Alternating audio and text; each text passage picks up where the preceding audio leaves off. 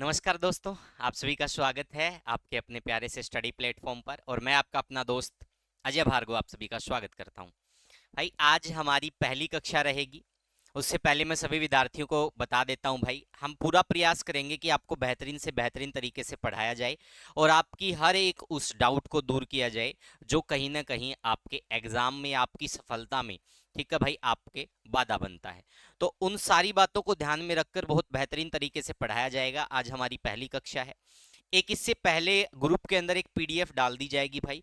वो पीडीएफ हरियाणा का जो बेसिक नॉलेज है उसके बारे में रहेगी। यानी कि हम मान सकते हैं जैसे कि हरियाणा के आपसे पूछा जाए कितने जिले थे हरियाणा के गठन के समय, या फिर इस प्रकार के प्रश्न मिलेंगे कि हरियाणा पूर्वी देशांतर में कितना फैला है, पश्चिमी में कितने अक्षांश में फैला। तो इस प्रकार के जो छोटे छोटे डाउट्स वाले पॉइंट रहेंगे भाई, या हरियाणा के अंदर जो स्टेटिक्स का पार्ट रहेगा, 18 से 20 पेज वो आपको रीड करने होंगे। वो हमारी पहली पीडीएफ होगी, वो डाल दी जाएगी। और अब ये हमारी पहली क्लास रहेगी और इसमें हम पूरे हरियाणा को जितने भी डेट्स यहाँ से निकल कर आएगी भाई, जितनी भी तिथियां निकल कर आएंगी वो हम कवर करेंगे। देखो पहला टॉपिक है हरियाणा जी के महत्वपूर्ण तिथियां और राज्य के प्रमुख विद्रोह।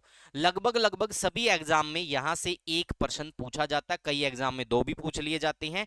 तो परीक्षा की दृष्टि से बहुत ही महत्वपूर्ण क्लास है भाई। तो चलो अभी शुरुआत करते हैं और इसमें मैं आपको बेसिक सारी चीजें बताऊंगा कि हिस्ट्री क्या होती है, क्या सारी चीजें सब डिस्कस करेंगे।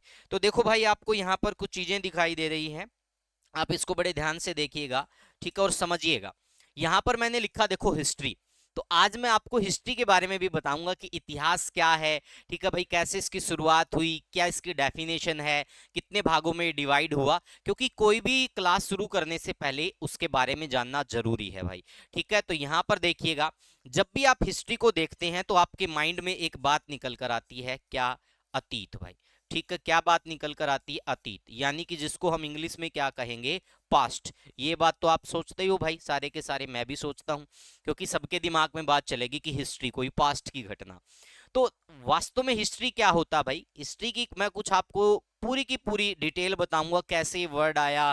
ठीक है भाई, इसको हम, ये तो इंग्लिश में हो गया, इसको हम हिंदी में कैसे लिख देंगे? यहाँ पर हिंदी में इसको क्या लिखा जाएगा? इतिहास। क्या लिखा जाएगा भाई? हिंदी में इसको इतिहास कहा जाता है। अब देखिएगा यहाँ पर भाई, हिस्ट्री देखो भाई, हिस्ट्री जो शब्द है वो किससे बना है भाई, यानी कि किससे, पहले क्या शब्द था इससे? तो हिस्ट्री शब्द है भाई, हिस्टोरिया शब्द से निकला है। किस शब्द से निकला भाई? हिस्टोरिया। आपसे पूछा जा सकता है हिस्टोरिया, इस हिस्टोरिया शब्द से ही क्या बना है भाई? हिस्ट्री बना है। बहुत ही बेहतरीन प्रश्न है, एग्जाम की दृष्टि से आपसे पूछा जा सकता है, हिस्ट्री शब्द किससे बना है भाई? हिस्टोरिया से। किससे बना भाई? हिस्ट्री शब्द किससे निकला है? हिस्टोरिया से निकला भाई। जो ये हिस्टोरिया होता है ये एक क्या है भाई? ये एक यूनानी या फिर ग्रीक भाषा का शब्द है। आपसे पूछा जा सकता है ग्रीक या फिर यूनानी भाषा का शब्द है भाई। ठीक है, हिस्टोरिया। और इस हिस्टोरिया से क्या बना? इसी से बन गया हिस्ट्री भाई। ठीक है, इस हिस्टोरिया का मतलब क्या होता है भाई? जांच पड़ताल के बाद भाई जो घटनाएं निश्चित होती है, यानी जो हुई है, ठीक है भाई, अन्वेषण के बाद यानी जांच पड़ताल के बाद जो भी क्रमबद्ध अतीत की घटनाएं हैं उसका अध्ययन क्या कहलाता है? उसका अध्ययन हिस्टोरिया कहलाता है। और इसी हिस्टोरिया से क्या बना? हिस्ट्री बना भाई। ठीक है, तो आपसे पूछा जा सकता है कि हिस्ट्री या हिस्टोरिया किस भाषा का शब्द है, किससे निकला है? ये ग्रीक या यूनानी भाषा का शब्द है। तो यहां तक चीजें समझ में आ गई सारी की सारी भाई? आई थिंक बहुत अच्छे से समझ गए होंगे। अब आपसे मैं एक बात पूछ लेता हूं भाई, हिस्ट्री के बारे में मैं आपसे कुछ पॉइंट पूछूंगा भाई। आपको हिस्ट्री का पता कैसे चलेगा भाई? पास्ट का पता कैसे चलेगा? कोई ना कोई तो साक्ष्य जरूर रहे होंगे, कोई ना कोई तो सोर्स जरूर रहे होंगे। तो हमें हिस्ट्री का कैसे पता चलता भाई? हिस्ट्री के लिए कुछ स्रोतों का हमें पता होना चाहिए। क्या होना चाहिए भाई? कुछ स्रोत हमें पता होना चाहिए। तो हिस्ट्री के लिए विभिन्न प्रकार के स्रोत रहते हैं भाई। इसमें क्या रहेगा आपको पता है? आर्कियोलॉजिकल सोर्स भाई, पुरातात्विक स्रोत होते हैं। ठीक है भाई, जिसमें हम अभिलेख के बारे में पढ़ेंगे, स्मारक के बारे में पढ़ेंगे, मूर्तियों के बारे में पढ़ेंगे। ठीक है भाई, और भी बहुत सारी ऐसी चीजें हैं, चित्रकला के बारे में पढ़ेंगे, कोइंस के बारे में पढ़ेंगे। इसके अतिरिक्त भाई लिटरेरी सोर्स यानी कि साहित्यिक सोर्स, धार्मिक और गैर धार्मिक भाई, सभी प्रकार के सोर्स या ग्रंथ, उनसे भी हम हिस्ट्री के बारे में जानेंगे। इसके अतिरिक्त भाई यात्रा वृत्तांत, जो विदेशी यात्री आए हैं उनसे जो लिख के गए हैं उनके माध्यम से हम हिस्ट्री के बारे में जानेंगे। तो यहां तक हमें पता चल गया कि ये इसके सोर्स रहने वाले हैं सारे के सारे भाई, वो मैं बहुत अच्छे से आगे भी आपको कवर करवाऊंगा। पहला जो हमारा पॉइंट यहां से निकला कि किस भाषा का शब्द है, ये ग्रीक यूनानी भाषा शब्द हिस्टोरिया से निकला, क्या, हिस्ट्री।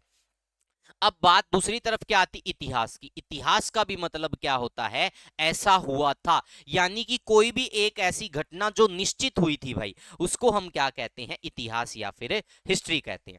अब देखो अगर इसकी डेफिनेशन पूछी जाए तो इसकी डेफिनेशन बहुत सिंपल सी हो गई भाई, क्योंकि हम अपनी तरफ से तो कोई चीज नहीं कर रहे। क्या चीजें हो रही हैं, स्रोतों के माध्यम से हम इसकी जांच कर रहे हैं और फिर हमें पता चल रहा कि निश्चित ही यह घटना घटी थी। तो क्या हो गया भाई, प्राचीन स्रोतों के माध्यम से, ठीक है भाई, हम जो पहले घटनाएं घटी हैं उनका जो काल क्रमिक या क्रमबद्ध विवरण जो होता है और उसके बारे में जो स्टडी करते हैं उसको क्या कहते हैं, उसको हिस्ट्री कहते हैं। उसको क्या कहते हैं भाई, हिस्ट्री कहते हैं। अब आप एक चीज समझ गए होंगे यहां पर कि भाई हमें क्या करना होगा, हमें क्रमबद्ध तरीके से पढ़ना है हिस्ट्री के अंदर। तो मैं इसकी शुरुआत बिल्कुल क्रमबद्ध तरीके से ही करवाऊंगा आपको। तो आपसे क्या पूछा जाता है, एक फैक्ट पूछा जाता है भाई, ठीक है। आपसे क्या पूछा जाता है, इतिहास का जनक। क्या पॉइंट पूछेंगे आपसे भाई, इतिहास का जनक। तो मेरे को बताइएगा, इतिहास यानी कि हिस्ट्री का जनक किसको कहा जाता है भाई, हिस्ट्री का जनक। तो हिस्ट्री का जनक कहा जाता है हेरोडोट्स को। किसको कहा जाता है भाई, हेरोडोट्स को भाई, ठीक है। किसको बोलते हैं, हेरोडोट्स। तो हेरोडोट्स भी क्या था भाई, ये एक यूनानी पुरातात्विक था भाई। इसके द्वारा क्या लिखा गया, इसके द्वारा एक पुस्तक लिखी गई थी और उस पुस्तक का क्या नाम था, उस पुस्तक का नाम था हिस्टोरिका। उस पुस्तक का क्या नाम था भाई, उस पुस्तक का नाम था हिस्टोरिका। बहुत ही बेहतरीन प्रश्न है भाई, एग्जाम में आपसे पूछा जा सकता है कि इनके द्वारा कौन सी पुस्तक लिखी गई। हेरोडोट्स के द्वारा एक पुस्तक लिखी गई जिसका नाम क्या था, हिस्टोरिका था भाई। तो इस हिस्टोरिका में उसने क्या किया भाई, जो अतीत की घटनाएं थी उसका क्रमबद्ध विवरण किया था भाई, उसके बारे में बताया था। तो इसीलिए इसको क्या माना जाता है, हेरोडोट्स को इतिहास का जनक माना जाता है भाई। क्या माना जाता है, इतिहास का जनक माना जाता है। तो यहां तक चीजें क्लियर भाई। उसके बाद भाई इस हिस्टोरिया पुस्तक में इसने महत्वपूर्ण विषय क्या रखा था भाई, इसने क्या रखा था भाई, इसने पेलोपिशियन युद्ध को क्या रखा था, इसमें महत्वपूर्ण विषय रखा था। तो ये आपसे पूछा जा सकता है भाई, हेरोडोट्स का महत्वपूर्ण विषय क्या था। तो इसने भाई हिस्टोरिका पुस्तक में क्या रखा था, पेलोपिशियन युद्ध भाई, ठीक है, पेलोपिशियन युद्ध, ठीक है भाई। इसके बारे में इसने, ठीक है, क्रमबद्ध तरीके से लिखा था। तो ये आपसे पूछा जा सकता है कि इसकी पुस्तक में इसने किस विवरण को महत्वपूर्ण रखा था। तो पेलोपेशियन युद्ध को रखा था। तो जो पेलोपेशियन का युद्ध था भाई, ये स्पार्टा और एथेंस के बीच हुआ था। तो ये आपसे पूछा जा सकता है भाई, पेलोपेशियन युद्ध किन किन प्रांतों के बीच हुआ था, स्पार्टा और एथेंस के बीच हुआ था।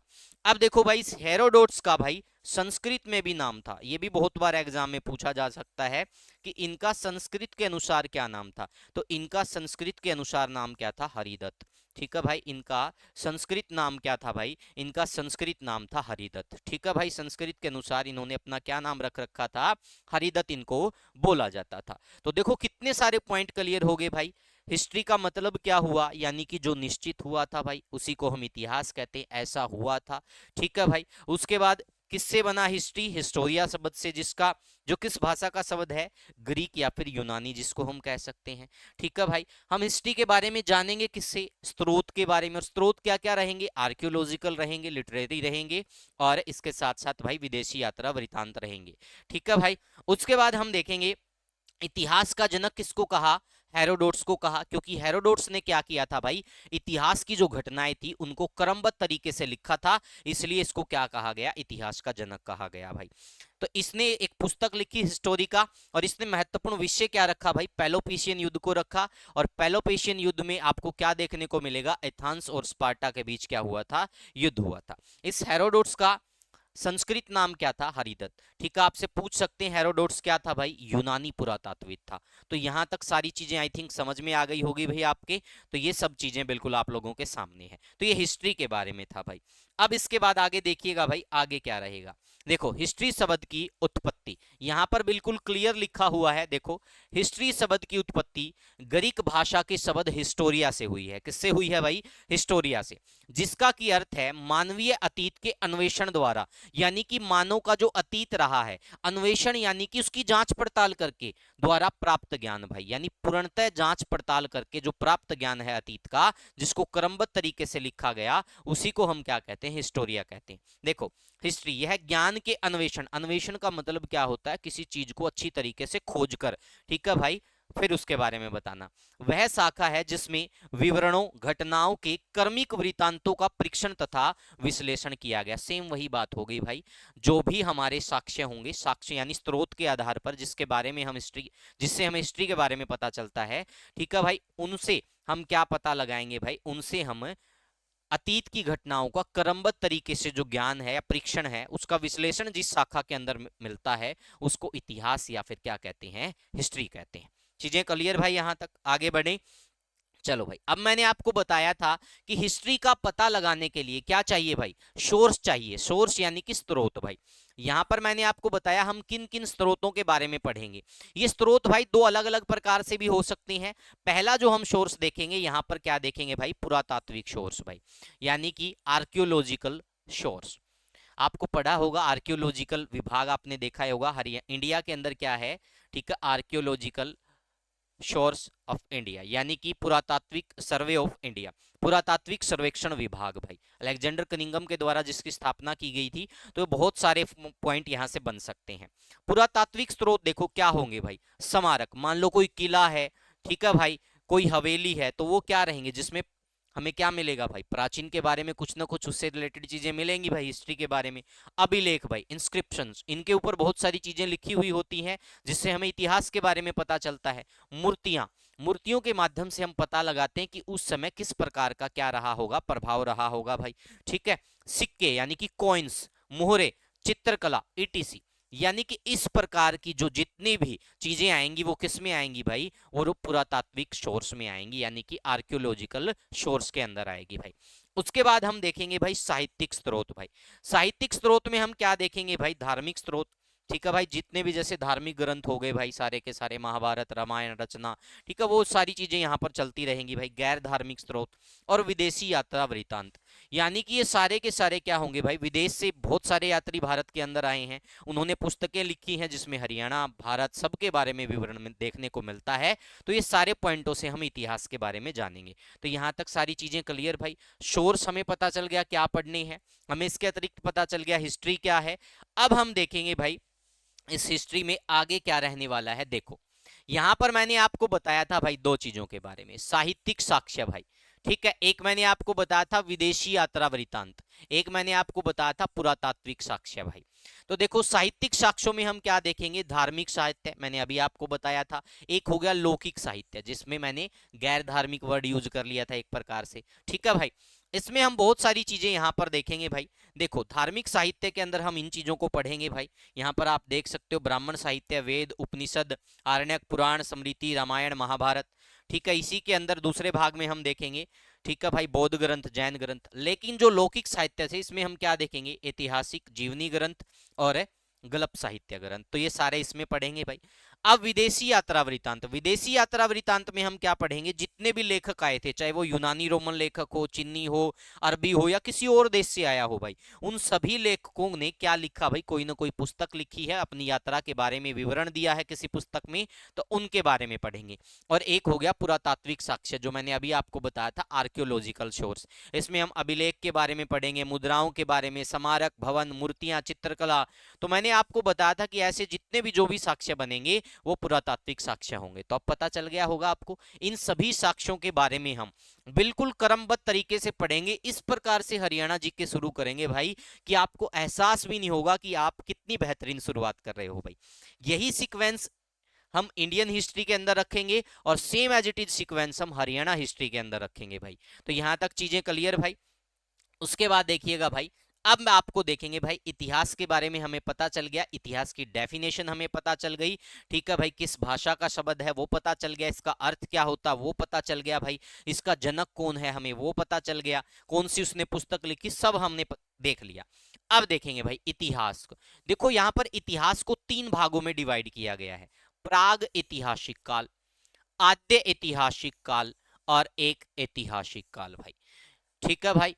तो यहां से बहुत सारे प्रश्न आपको देखने को मिलेंगे, और जितने भी प्रश्न यहां से हरियाणा की हिस्ट्री के निकलेंगे वो सारे के सारे हम इसी प्रकार से क्रमबद्ध पढ़ते हुए चलेंगे भाई। तो सबसे पहले देखो भाई क्या आएगा यहां पर, पुरा पाषाण काल भाई, प्राग ऐतिहासिक काल 3 भागों में डिवाइड हो गया, पुरा पाषाण काल, मध्य पाषाण काल, नव पाषाण काल। यानी कि ऐसा काल, इसको हम पाषाण काल ही कह देंगे भाई, जिसमें क्या होता हमें पत्थरों के बारे में जानने को मिलेगा भाई। क्योंकि क्या होता था, सबसे पहले मानव ने क्या किया भाई, पत्थरों के माध्यम से ही सारी चीजें स्टार्ट की थी, हथियार बनाए। तो प्राचीन समय में ये पाषाण काल की वस्तुएं ही हमें साक्ष्य के तौर पर मिलती, यानी पत्थर की वस्तुएं ही हमें देखने को मिलेंगी इसके अंदर। तो यहां से हरियाणा में एक प्रश्न पूछा जाता भाई, बहुत बार पूछते हैं, हरियाणा के अंदर पाषाणकालीन स्थल कौन कौन से हैं। हरियाणा के अंदर पाषाणकालीन स्थल यानी कि ऐसे कौन से स्थान है जो पाषाण काल से संबंधित थे। तो उन स्थलों में मुख्यतः क्या रहेगा भाई, सबसे पहले क्या होता भाई, हरियाणा के अंदर जो मानव ने रहना शुरू किया था वो शिवालिक क्षेत्र में रहना शुरू किया था, या फिर पहाड़ों में रहना शुरू किया था, ये तो सबको ही पता है भाई।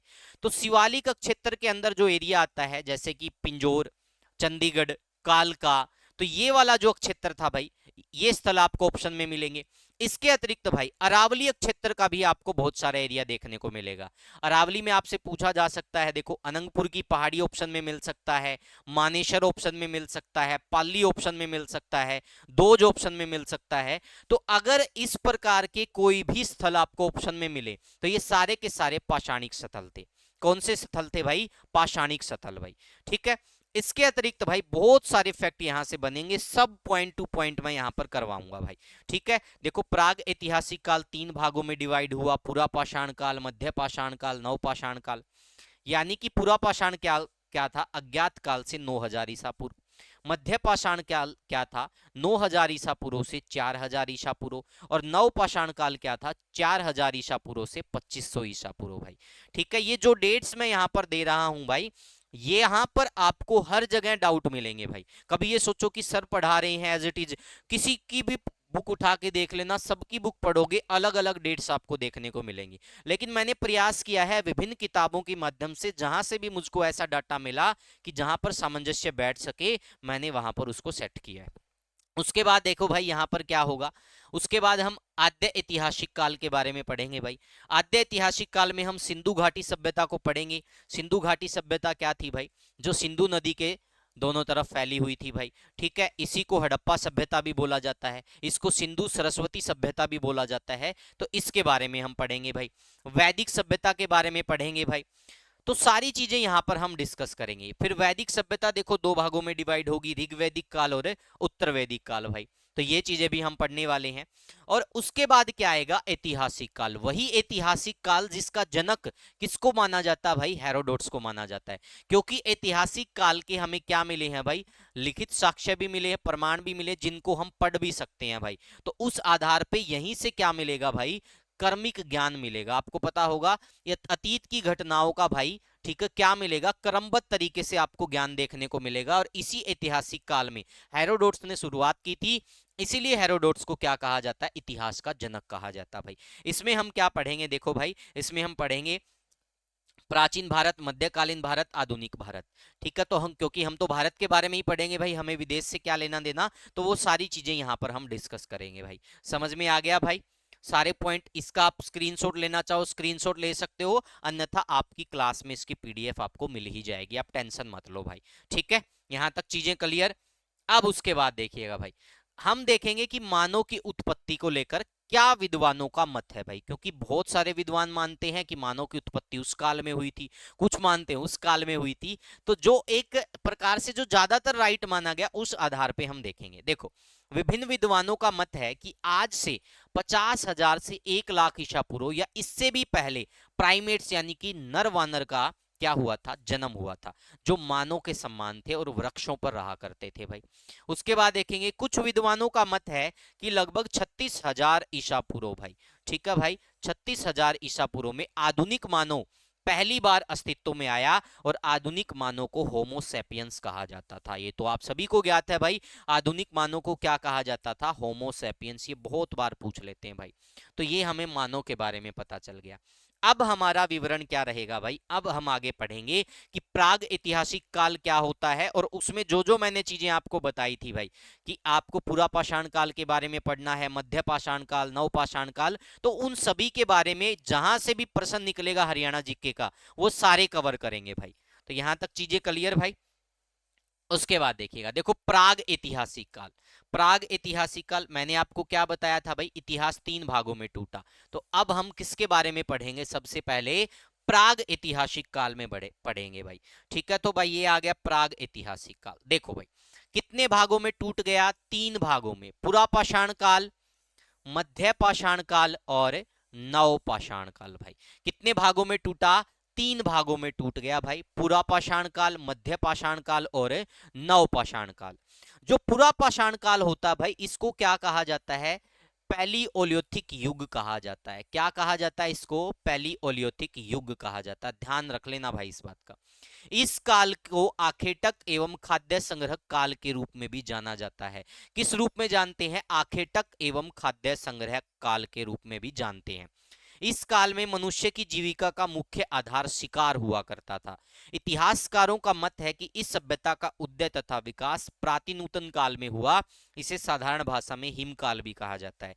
तो भाई पहला जो हमारा पॉइंट निकल के आ गया कि पुरा पाषाण काल क्या है, ये वाला पॉइंट सबसे ज्यादा पूछते हैं भाई, इसका ये नाम, इसको क्या बोलते हैं, पैलियोलिथिक युग भाई। इसके अतिरिक्त सेकंड पर्सन जो यहां से निकल के आया, आखेटक एवं खाद्य संग्रह, ये वाला प्रश्न आपसे पूछा जाता भाई। 2 प्रश्न यहां से बन गए। तीसरा प्रश्न, इनकी आजीविका का मुख्य आधार क्या हुआ करता था उस समय, शिकार। यहां से 3 प्रश्न पूछे जाते हैं और तीनों मैंने आप लोगों को बता दिए भाई। तो आप बता दोगे भाई पूरा पाषाण काल को क्या कहा जाता है, पैलियोलिथिक। इसके अतिरिक्त इस काल को क्या कहते हैं, आखेटक एवं खाद्य संग्राहक। और इस समय जीविका का मुख्य आधार क्या था भाई, मनुष्य का शिकार हुआ करता था भाई। ठीक है भाई। उसके बाद देखेंगे भाई, भारत में पाषाणकालीन सभ्यता या अनुसंधान का उत्खनन सर्वप्रथम 1863 ईस्वी में रॉबर्ट ब्रूसफुट ने आरंभ किया। सर्वप्रथम रॉबर्ट ब्रूसफुट अंग्रेज भूविज्ञानिक एवं पुरातत्ववेत्ता ने 1863 ईस्वी में मद्रास के पास से पलवरम नामक स्थान से प्रथम हैंड एक्स यानी हाथ की कुल्हाड़ी क्या भाई प्राप्त की थी भाई। ठीक है, तो ये वाला प्रश्न बहुत बार एग्जाम में आता है, बहुत बार आपको एग्जाम में देखने को मिलेगा। ठीक है भाई, तो ये इंपॉर्टेंट है, किस कौन से वाला, हाथ की कुल्हाड़ी वाला और रॉबर्ट ब्रूसफुट वाला, इसकी डेट भाई। ठीक है, ये वाला प्रश्न बहुत बार एग्जाम में पूछते हैं। अब यहां से देखो हरियाणा का क्या प्रश्न निकल के आएगा भाई, हरियाणा का पहला प्रश्न तो यही निकल के आ गया भाई, हरियाणा में पाषाणिक काल भाई। आपसे पूछा जा सकता है हरियाणा में पाषाणिक काल भाई, आपसे पूछा जा सकता है हरियाणा में पाषाणिक काल के स्थल भाई, हरियाणा में पाषाणिक काल के स्थल। तो मैंने आप सभी को एक बात बताई थी भाई। ठीक है, क्या बताया था मैंने आपको कि मनुष्य ने सबसे पहले कहाँ रहना शुरू किया था हरियाणा के अंदर, तो वो शिवालिक क्षेत्र में रहना शुरू किया था। और इस बात का साक्ष्य भी मिला है, ऐसा नहीं कि मैं आपको वैसे ही बता रहा हूं, वो प्रूफ बताऊंगा क्या मिला भाई। तो पाषाणिक काल क्या हो गए भाई हरियाणा के, पिंजौर, ठीक है भाई, कालका, ठीक है, इसके अतिरिक्त अनंगपुर भाई, अनंगपुर पहाड़ी भी आपसे पूछ सकते हैं, मानेसर, दोज, पाली।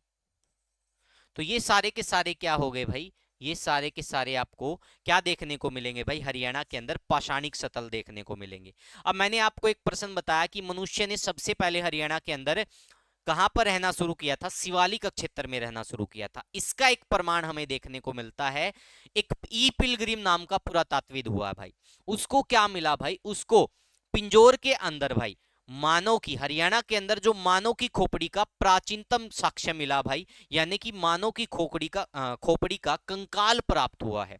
क्या प्राप्त हुआ है ई पिलग्रिम को भाई? पिंजौर के अंदर मानव की खोपड़ी का भाई एक कंकाल प्राप्त हुआ है, और उसके बारे में बहुत सारी किताबों में लिखा गया ये 1.5 लाख वर्ष पुरानी है, कई में लिखा गया 1.5 लाख करोड़ वर्ष पुरानी है।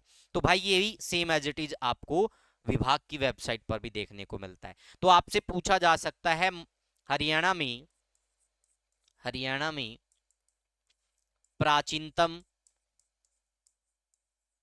मानव की खोपड़ी, मानव की खोपड़ी, ठीक है, का कंकाल, तो ये कहां से प्राप्त हुआ भाई? ये प्राप्त हुआ भाई पिंजौर से। कहां से प्राप्त हुआ है भाई? पिंजौर से प्राप्त हुआ। किसको प्राप्त हुआ भाई? ये प्राप्त हुआ है भाई ई पिलग्रिम को। किसको प्राप्त हुआ है? ई पिलग्रिम को। कौन सा पुरातात्विक था वो? ई पिलग्रिम नामक पुरातात्विक था। यहां तक चीजें क्लियर भाई? हमें किसके बारे में पढ़ लिया? हमने पढ़ लिया भाई किसके बारे में? पूरा पाषाण काल के बारे में भाई। तो जितने प्रश्न हरियाणा से रिलेटेड यहां से बनते थे वो मैंने आप लोगों को कवर करवा दिए। अब उसके बाद हम आगे बढ़ते हैं भाई। देखो हरियाणा में पाषाण काल, वही बातें अब आएंगी सामने आपके, जो मैंने आपको पढ़ाया वो बहुत अच्छे से वेल मेंटेन मैंने यहाँ पे सेट कर रखा हर जगह भाई। देखो हरियाणा क्षेत्र से संबंधित मानव प्राचीन पाषाण काल में शिवालिक पहाड़ियों, यानी कि चंडीगढ़ पिंजौर का जो क्षेत्र था, आपको पता शिवालिक की पहाड़ियां उत्तर पूर्वीय क्षेत्र में हरियाणा के, तो उत्तर पूर्वीय क्षेत्र आपको क्या मिलेगा यहाँ पर? चंडीगढ़ पिंजौर वाला इलाका हो गया, में रहता था। इसके बाद यहां से अन्य क्षेत्रों में उसका कर्मिक विकास होता गया। इसके बाद अलग अलग क्षेत्रों में वो उसने रहना स्टार्ट कर दिया। ठीक है भाई। इस कर्मिक विकास अथवा स्थानांतरण के दौरान उसने अरावली पहाड़ी के क्षेत्र के अंतर्गत आने वाले अनंगपुर, मेवला, महाराजपुर, भाखड़ी, पाली, दोज, मानेसर, सोना, कोटला, पपलोना, सुकेत्री, सिरोही, खेरली, भूतला आदि स्थानों पर भी अपना निवास स्थल बनाया था। तो यानी कि पाषाणिक स्थल जो कौन कौन से होंगे पाषाण काल के हरियाणा के अंदर, ये सारे के सारे पाषाण काल के स्थल हो गए। पिंजौर, कालका, अनंगपुर पहाड़ी, मेवला की पहाड़ी, महाराजपुर, भाखड़ी, पाली, दोज, मानेसर, सोना, कोटला, पपलोना, सुकेत्री, सिरोही, खरेली, भूतला, ये सारे के सारे क्या है? पाषाण काल के स्थल है हरियाणा के अंदर भाई।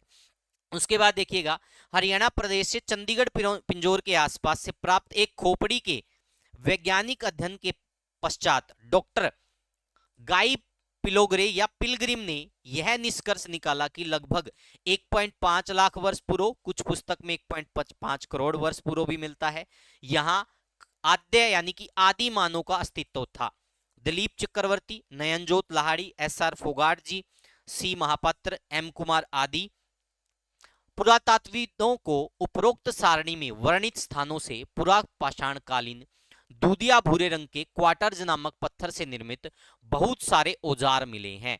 ठीक है भाई। यहां से क्या प्रश्न मिलेगा आपको? यहां से एक प्रश्न एग्जाम में पूछा गया था कि हरियाणा में प्रस्तर युग के, HSSC द्वारा पूछा हुआ प्रश्न बता रहा हूं भाई, हरियाणा में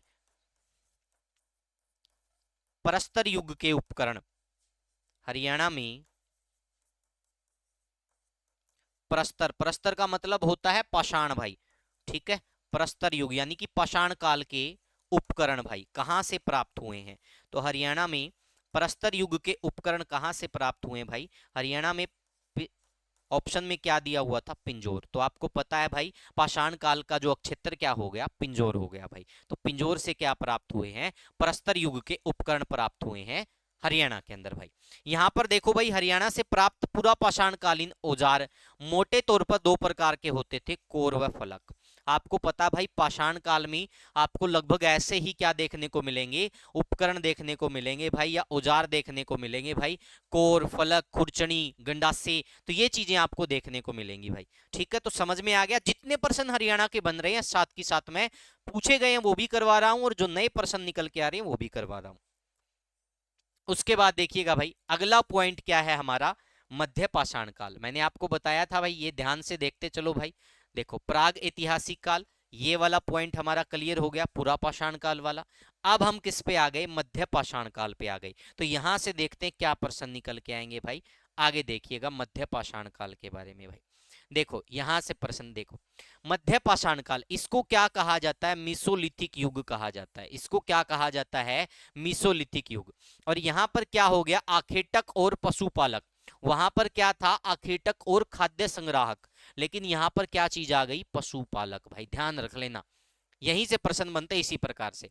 यह काल पुरापाषाण काल और नवपाषाण काल के बीच का काल था भाई। ठीक है, समय यहां पर इन्होंने दे दिया, मैंने वहीं पर डेट सारी बता दी थी एज इट इज। ठीक है भाई। उसके बाद देखो यहां पर क्या होता भाई? जलवायु उष्ण और शुष्क हो रही थी इस समय में भाई। भारत में मध्य पाषाण काल के विश्व में जानकारी सर्वप्रथम CL कार्लाइल द्वारा विंध्य क्षेत्र में लघु पाषाण उपकरण खोजे जाने से हुई थी भाई। इस काल में औजारों का आकार छोटा हो गया, जिन्हें लघु अक्षम अथवा माइक्रोलिथ कहते हैं। ये वाला प्रश्न HSSC पूछ चुकी है भाई। क्या पूछा गया था? हरियाणा के अंदर, ठीक है भाई, मध्य पाषाण काल में औजारों का आकार छोटा था, जिसको क्या कहा जाता था? तो उसको क्या कहा जाता था? माइक्रोलिथ ऑप्शन में था भाई। ये HSSC पूछ चुकी है। ठीक है, आपने नहीं पढ़ा होगा क्योंकि आप उस हद तक जाते ही नहीं हो। ठीक है भाई, लेकिन मैं गया हूं तो मुझे पता है ये प्रश्न आ चुका है। तो इस काल के प्रमुख औजार क्या थे? देखो, गंडासे, खुरचने, बेदक, तक्षणी, सुआ। मैंने आपको बताया था यही चीजें लगभग मिलेंगी भाई पाषाण काल के अंदर आपको। तो ये हो गया हमारा मध्य पाषाण काल। अब उसके बाद क्या आएगा भाई? हमने क्या पढ़ लिया? पूरा पाषाण पढ़ लिया, मध्य पाषाण पढ़ लिया। अब हम पढ़ेंगे नव पाषाण काल। तो आगे देखिएगा भाई, नव पाषाण काल, ये आ गया नव पाषाण काल। इनके जो ये वाले नाम है भाई, ये डायरेक्ट आते हैं, चाहे इंडिया लेवल का कोई एग्जाम हो, चाहे हरियाणा का एग्जाम हो। ठीक है, ये चेंज नहीं होते। यहाँ पे देखो नव पाषाण काल, इसको बोलते हैं नियोलिथिक युग। और यहाँ पर फिर से चेंज हो गया, खाद्य उत्पादक। ये ध्यान रख लेना, ये बहुत इंपॉर्टेंट चीजें हैं सारी की सारी भाई। ठीक है, देखो नवपाषाण काल, भारत में नवपाषाण काल के अवशेष संभवतः 4000 ईसा पूर्व से 2500 ईसा पूर्व के हैं। इस काल में मानव पत्थर की बनी हाथ की कुल्हाड़ियां आदि औजार पत्थर को छील, घिस और चमकाकर तैयार करता था। भारत में नवपाषाण काल से संबंधित खोज प्रारंभ करने का श्रेय प्राइमरोज को जाता है, डॉक्टर प्राइमरोज को भाई, जिन्होंने कर्नाटक के लिंगासुगुर नामक स्थल से उपकरण खोजे थे। सर्वप्रथम ला मसूरिये ने इस काल के प्रस्तर उपकरण उत्तर प्रदेश की टोंस नदी घाटी से प्राप्त किए थे भाई। ठीक है, तो ये सारी चीजें आपसे पूछी जा सकती है। उसके बाद देखो भाई, कृषि एवं पहिए का आविष्कार नवपाषाण काल की देन है, बहुत बार एग्जाम में पूछते हैं। ठीक है भाई, ठीक है, कृषि एवं पहिए का आविष्कार, ये वाला पॉइंट हो गया बहुत महत्वपूर्ण भाई। ठीक है, किस काल में हुआ? नवपाषाण काल में हुआ था। किस काल में हुआ था? नवपाषाण काल में भाई।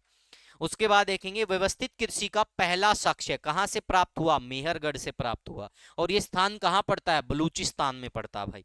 ठीक है, उसके बाद हरियाणा में उत्तर पाषाण काल की संस्कृति को सीसवाल संस्कृति के नाम से जाना जाता है।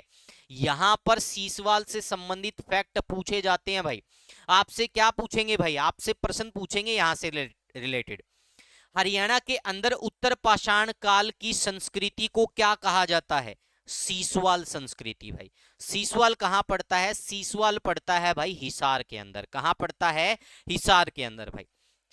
उसके अतिरिक्त आपसे क्या पूछा जा सकता भाई? शिवालिक की निचली श्रेणियों में भी, पिंजौर काल का क्षेत्र में भी कई स्थानों पर नवपाषाण युगीन साक्ष्य प्राप्त हुए हैं। यहां से एक प्रश्न और पूछा गया था, हरियाणा के अंदर नवपाषाण कालीन कृषक बस्तियों के प्रमाण कहां से प्राप्त हुए हैं? तब भी इसका उत्तर सीसवाल माना गया था, क्योंकि ऑप्शन में ओनली सीसवाल दिया था। पहला प्रश्न क्या बनेगा? उत्तर पाषाण कालीन बस्तियों के प्रमाण सीसवाल से, कहां पड़ता है? हिसार में। नवपाषाण कालीन कृषक बस्तियों के प्रमाण कहां से प्राप्त हुए? सीसवाल से भाई। तो ये सारे फैक्ट आपसे पूछे जा सकते हैं, तो सारे के सारे मैंने आपको बता दिए भाई।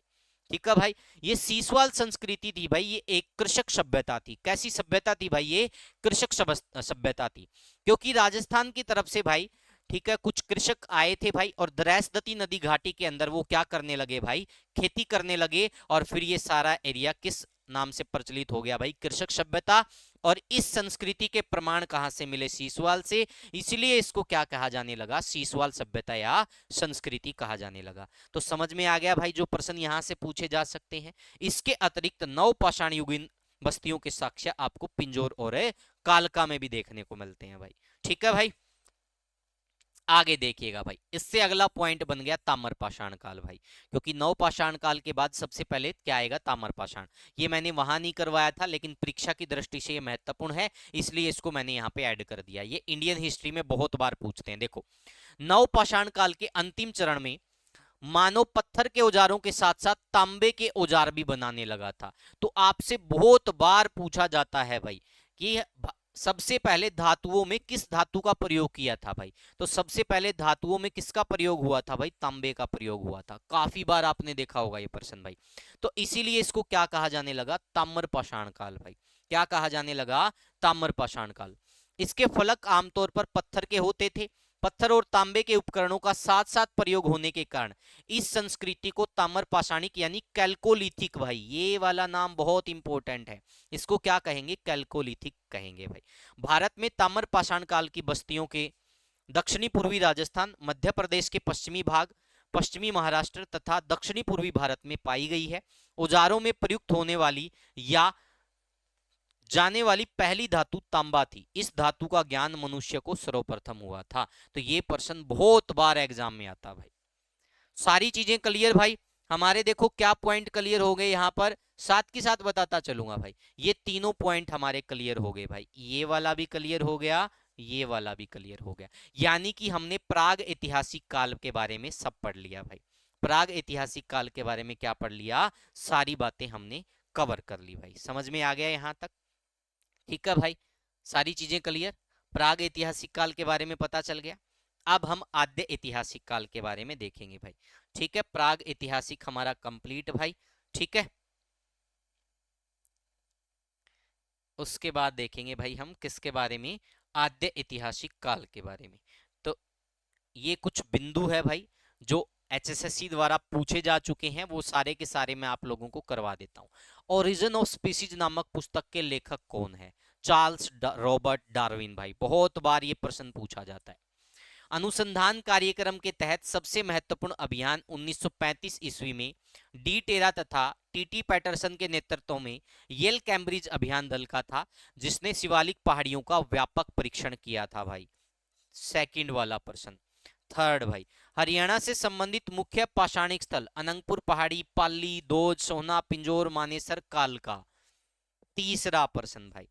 चौथा प्रश्न, प्रस्तर युग के पत्थर के उपकरण कहां पाए गए, पिंजौर में पाए गए। चौथा प्रश्न। पांचवा प्रश्न, हरियाणा के सिरसा जिले में रंग महल संस्कृति के प्रमाण मिले हैं। किसके प्रमाण मिले हैं, रंग महल संस्कृति के प्रमाण मिले हैं। देखो कितने बिंदु नए आए हैं यहाँ पर। सब समझ में आ गया भाई यहाँ तक, आई थिंक कोई दिक्कत नहीं रही होगी भाई। सब सारी चीजें बिल्कुल क्लियर है। इससे आगे पढ़ते हैं भाई। आद्य ऐतिहासिक काल भाई, यहां पर हम देखेंगे आद्य ऐतिहासिक काल क्या होता है भाई। ठीक है, इसमें हम क्या पढ़ेंगे भाई, इसमें हम सिंधु घाटी सभ्यता, इसी को क्या कहा जाता है, इसी को कहते हैं हड़प्पा सभ्यता। इसी को क्या कहते हैं भाई, हड़प्पा सभ्यता। ठीक है भाई, इसी को क्या बोला जाता है, हड़प्पा सभ्यता। और इस सिंधु घाटी सभ्यता की भाई आपसे पूछा जा सकता है रेडियो डेंटिक विधि द्वारा इसकी तिथि क्या थी भाई। रेडियो कार्बन डेंटिंग विधि। ठीक है भाई, इसको हम C14 भी कह देते हैं भाई। ठीक है, इसके अकॉर्डिंग इसकी जो डेट थी वो क्या थी भाई, इसकी जो डेट थी वो थी 2350 ईसा पूर्व से 1750 ईसा पूर्व। ये वाला प्रश्न आपसे पूछा जा सकता भाई। रेडियो कार्बन डेंटिंग विधि या फिर C14 विधि के अकॉर्डिंग भाई इस सिंधु घाटी सभ्यता की अनुमानित तिथि क्या थी, 2350 ईसा पूर्व से 1750 ईसा पूर्व भाई। ठीक है भाई, इसमें हम क्या पढ़ेंगे, सिंधु घाटी सभ्यता, जिसको क्या कहा जाता था, हड़प्पा सभ्यता भी कहा जाता था। क्योंकि सिंधु घाटी सभ्यता भाई, सिंधु घाटी सभ्यता क्यों कहलाई, क्योंकि ये सिंधु नदी के आसपास फैली हुई थी। और इसको हड़प्पा सभ्यता भी क्यों कहा जाता है, क्योंकि इस सभ्यता का पहला जो स्थान खोजा गया वो हड़प्पा था, इसलिए भाई इसको हड़प्पा सभ्यता भी बोल देते हैं। इसके अतिरिक्त इसमें हम क्या पढ़ेंगे, वैदिक सभ्यता के बारे में पढ़ेंगे भाई। किसके बारे में पढ़ेंगे, वैदिक सभ्यता के बारे में। ठीक है भाई, आपको पता है हरियाणा के अंदर वैदिक सभ्यता है वो सरस्वती और दरैसदती नदी के बीच में फली फूली थी, जिसको हम कह देते हैं ब्रह्मावर्तक क्षेत्र। जिसको हम क्या कहते हैं, ब्रह्मावर्तक क्षेत्र भाई। और वही हरियाणा का पहला प्रादेशिक नाम भी था। तो इसमें हम उस बारे में भी सारी चीजें पढ़ेंगे। अब ध्यान से देखिएगा भाई, आद्य ऐतिहासिक क्या होता है। इस काल को आद्य ऐतिहासिक काल बोलते हैं। इसमें लिपि के साक्ष्य तो मिलते हैं, लेकिन उसे पढ़ा नहीं जा सकता। जिसको क्या नहीं कर सकते हम, जिसको हम पढ़ नहीं सकते भाई। साक्ष्य तो मिलते हैं, लेकिन उसको पढ़ा नहीं जा सकता। समझ में आ गया भाई, साक्ष्य मिलते हैं लेकिन इसको क्या नहीं जा सकता, पढ़ा नहीं जा सकता। तो ये क्या आएगा भाई, सिंधु घाटी सभ्यता और वैदिक सभ्यता, यानी कि आद्य ऐतिहासिक काल को क्या कहते हैं भाई, लिपि के साक्ष्य मिले लेकिन उसको पढ़ा नहीं जा सकता भाई। समझ में आ गया यहां तक।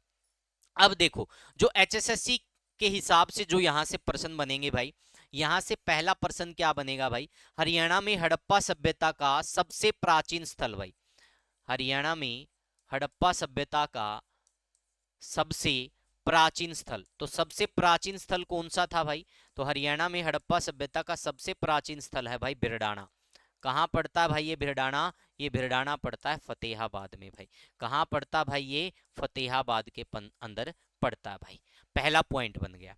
उसके अतिरिक्त भाई आपसे क्या पूछा जा सकता है, यहां से एक प्रश्न और पूछ सकते हैं भाई हरियाणा से रिलेटेड, कि हरियाणा में हड़प्पा सभ्यता का सबसे बड़ा स्थल भाई। हरियाणा में हड़प्पा सभ्यता का सबसे बड़ा स्थल, तो सबसे बड़ा स्थल कौन सा हो गया हरियाणा के अंदर भाई, राखी गढ़ी। कौन सा हो गया भाई, राखी गढ़ी। तो ये वाले पॉइंट बहुत बार पूछे जाते हैं भाई।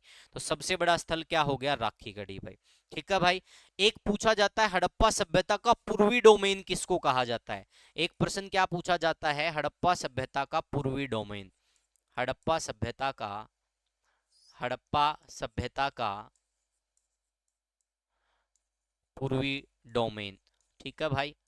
तो हड़प्पा सभ्यता का पूर्वी डोमेन किसको कहा जाता है, तो ये कहा जाता है मीताथल को। किसको कहते हैं भाई, ये मीताथल को। और मीताथल कहाँ पड़ता है, मीताथल पड़ता है भिवानी के अंदर भाई। ये हड़प्पा सभ्यता का क्या कहलाता था, पूर्वी डोमेन कहलाता था। यहां तक सारी चीजें क्लियर भाई। हड़प्पा सभ्यता का पूर्वी डोमेन किसको कहा जाता है भाई, मीताथल को कहा जाता है। ठीक है भाई, इसको मैं थोड़ा इस तरफ लिख देता हूं ताकि आप लोगों को क्लियर दिखाई दे भाई। किसको कहा जाता है हड़प्पा सभ्यता का पूर्वी डोमेन, मीताथल। और मीताथल कहाँ पड़ता है, ये पड़ता है भिवानी के अंदर भाई। कहाँ पड़ता है ये, भिवानी के अंदर। चीजें क्लियर भाई। एक प्रश्न और पूछा जा सकता भाई, एच फड़के के अनुसार हड़प्पन लोगों की पूर्ववर्ती राजधानी कौन सी रही है। तो एच फड़के का ये मानना था कि हड़प्पन लोगों की जो पूर्ववर्ती राजधानी है वो राखीगढ़ी रही है। किसने माना ये, एच फड़के नामक पुरातात्विद ने। यहां तक सारी चीजें क्लियर भाई।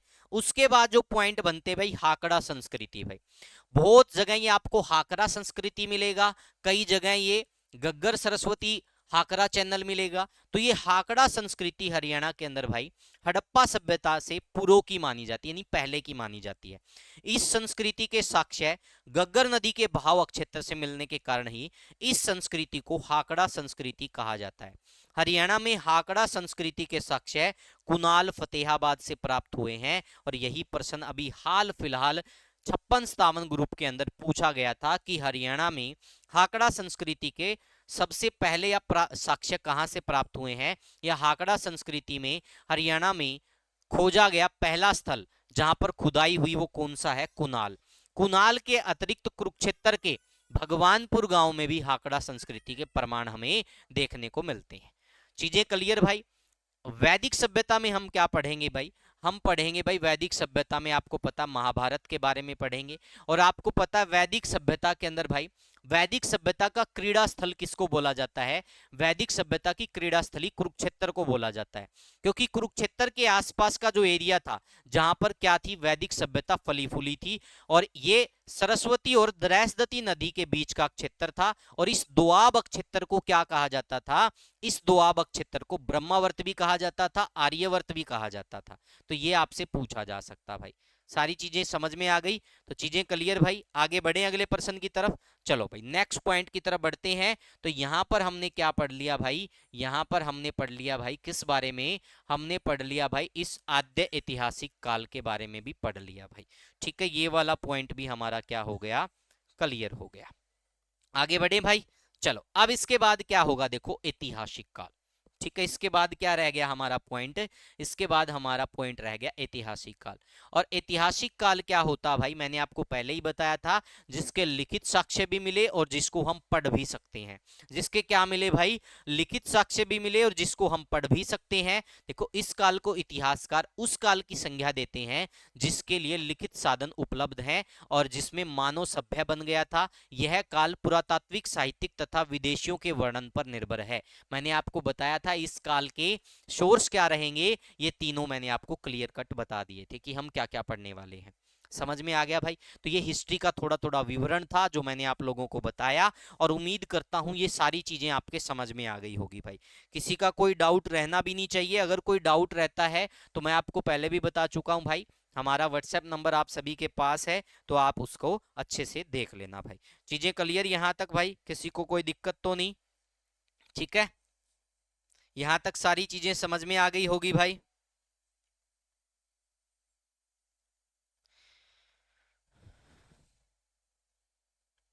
अब आपसे यह भी पूछा जा सकता है कि प्राग ऐतिहासिक काल में क्या हुआ था। तो प्राग ऐतिहासिक काल आपको पता भाई, जिसमें क्या हुआ था भाई, जिसमें मानव का अस्तित्व तो था लेकिन लेखन कला का आविष्कार नहीं हुआ था। तो फिर आपको ये कहेंगे भाई, उसमें लेखन की चीजें भी उपलब्ध नहीं हुई, साक्ष्य तो हमें मिले लेकिन उनको पढ़ा भी नहीं जा सका और वो समझ में भी नहीं आए भाई।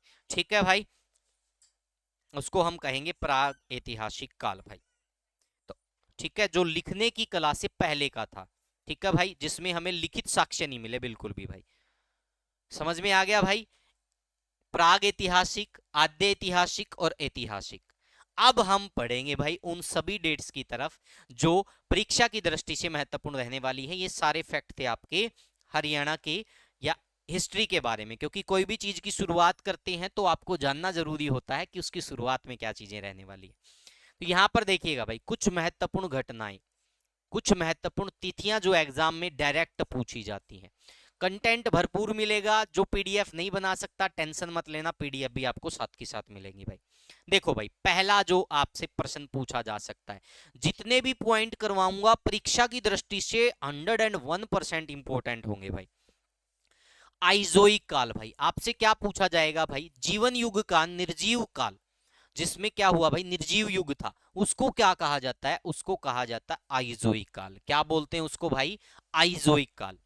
सेकंड पर्सन भाई, जीवन युग का प्रथम काल जिसमें कोई परिवर्तन नहीं हुए, उसको क्या कहा जाता है? पैलेजोइक काल। क्या कहा जाता है? पैलेजोइक काल भाई। इससे आगे क्या आ गया भाई, राज्य की भूगर्भिक संरचनाओं में महत्वपूर्ण परिवर्तन हुए थे, तो किस काल में हुए थे भाई? मेसेजोइक काल में। ये वाला प्रश्न एचएसएससी पूछ चुकी है, तो मैं आपको पहले ही क्लियर करवा देता हूं भाई। जीवन युग का यानी कि राज्य की भूगर्भिक संरचना में महत्वपूर्ण परिवर्तन हुए। आपसे पूछा जाएगा भाई, हरियाणा राज्य की भूगर्भिक संरचना में महत्वपूर्ण परिवर्तन किस काल में हुए थे? तो किस काल में हुए थे महत्वपूर्ण परिवर्तन? मैसेजोइक काल में। मैसेजोइक ऑप्शन में नहीं मिलेगा तो क्या मिलेगा? मध्य युग आपको ऑप्शन में मिलेगा। उसके बाद देखो कैनेजोइक काल, राज्य में नदी नाले टीलों का सुचारू रूप से निर्माण हुआ, और नदी नाले टीले बन गए यानी कि जलवायु स्थापित हो गई। तो यहां पर जो प्रश्न बनता है, हरियाणा के अंदर जलवायु का निर्धारण किस काल में हुआ? तो कैनेजोइक काल में। यहां पर मैं लिख देता हूं जलवायु का निर्धारण, बहुत इंपॉर्टेंट प्रश्न है और परीक्षा में पूछा जा चुका है। तो हरियाणा में जो जलवायु का निर्धारण हुआ वो किस काल में हुआ था? वो कैनेजोइक काल में हुआ था। किस काल में हुआ था भाई? कैनेजोइक काल में। अब देखो पुरा पाषाण काल, ये हम पढ़ के आए हैं अभी, अज्ञात काल से 9000 ईसा पूर्व, मध्य पाषाण काल 9000 ईसा पूर्व से 4000 ईसा पूर्व, नव पाषाण काल 4000 ईसा पूर्व से 2500 ईसा पूर्व, सारी चीजें पढ़ के आए हैं। सिंधु घाटी सभ्यता भाई, ये भी मैं आप लोगों को पढ़ा चुका हूं भाई। सिंधु घाटी सभ्यता के सथलों के बारे में मैंने आपको बता दिया था। ठीक है, सिंधु घाटी सभ्यता के बारे में मैंने आपको क्लियर बताया था भाई। इसी को हड़प्पा सभ्यता भी बोलते हैं, इसी को भाई कृषक सभ्यता भी एक प्रकार से बोल देते हैं भाई। ठीक है भाई, इसी को क्या बोल देते हैं? इसी को सरस्वती सिंधु सभ्यता भी बोल देते हैं। अब देखो हरियाणा के अंदर हड़प्पा सभ्यता का सबसे प्राचीन स्थल मैंने आपको बताया था, क्या था? भिड़ाना था, जो फतेहाबाद में पड़ता है। सबसे बड़ा स्थल बताया था राखीगढ़ी, जो हिसार में पड़ता है भाई। तो ये सारे पॉइंट मैंने आपको करवा दिए थे। इसके अतिरिक्त मैंने हाकड़ा संस्कृति का भी आपको बता दिया था कि पहला जो स्थान खोजा गया था जहां पर खुदाई हुई हाकड़ा संस्कृति का, वो कुनाल था। तो कुनाल कहाँ पड़ता है? फतेहाबाद में पड़ता है।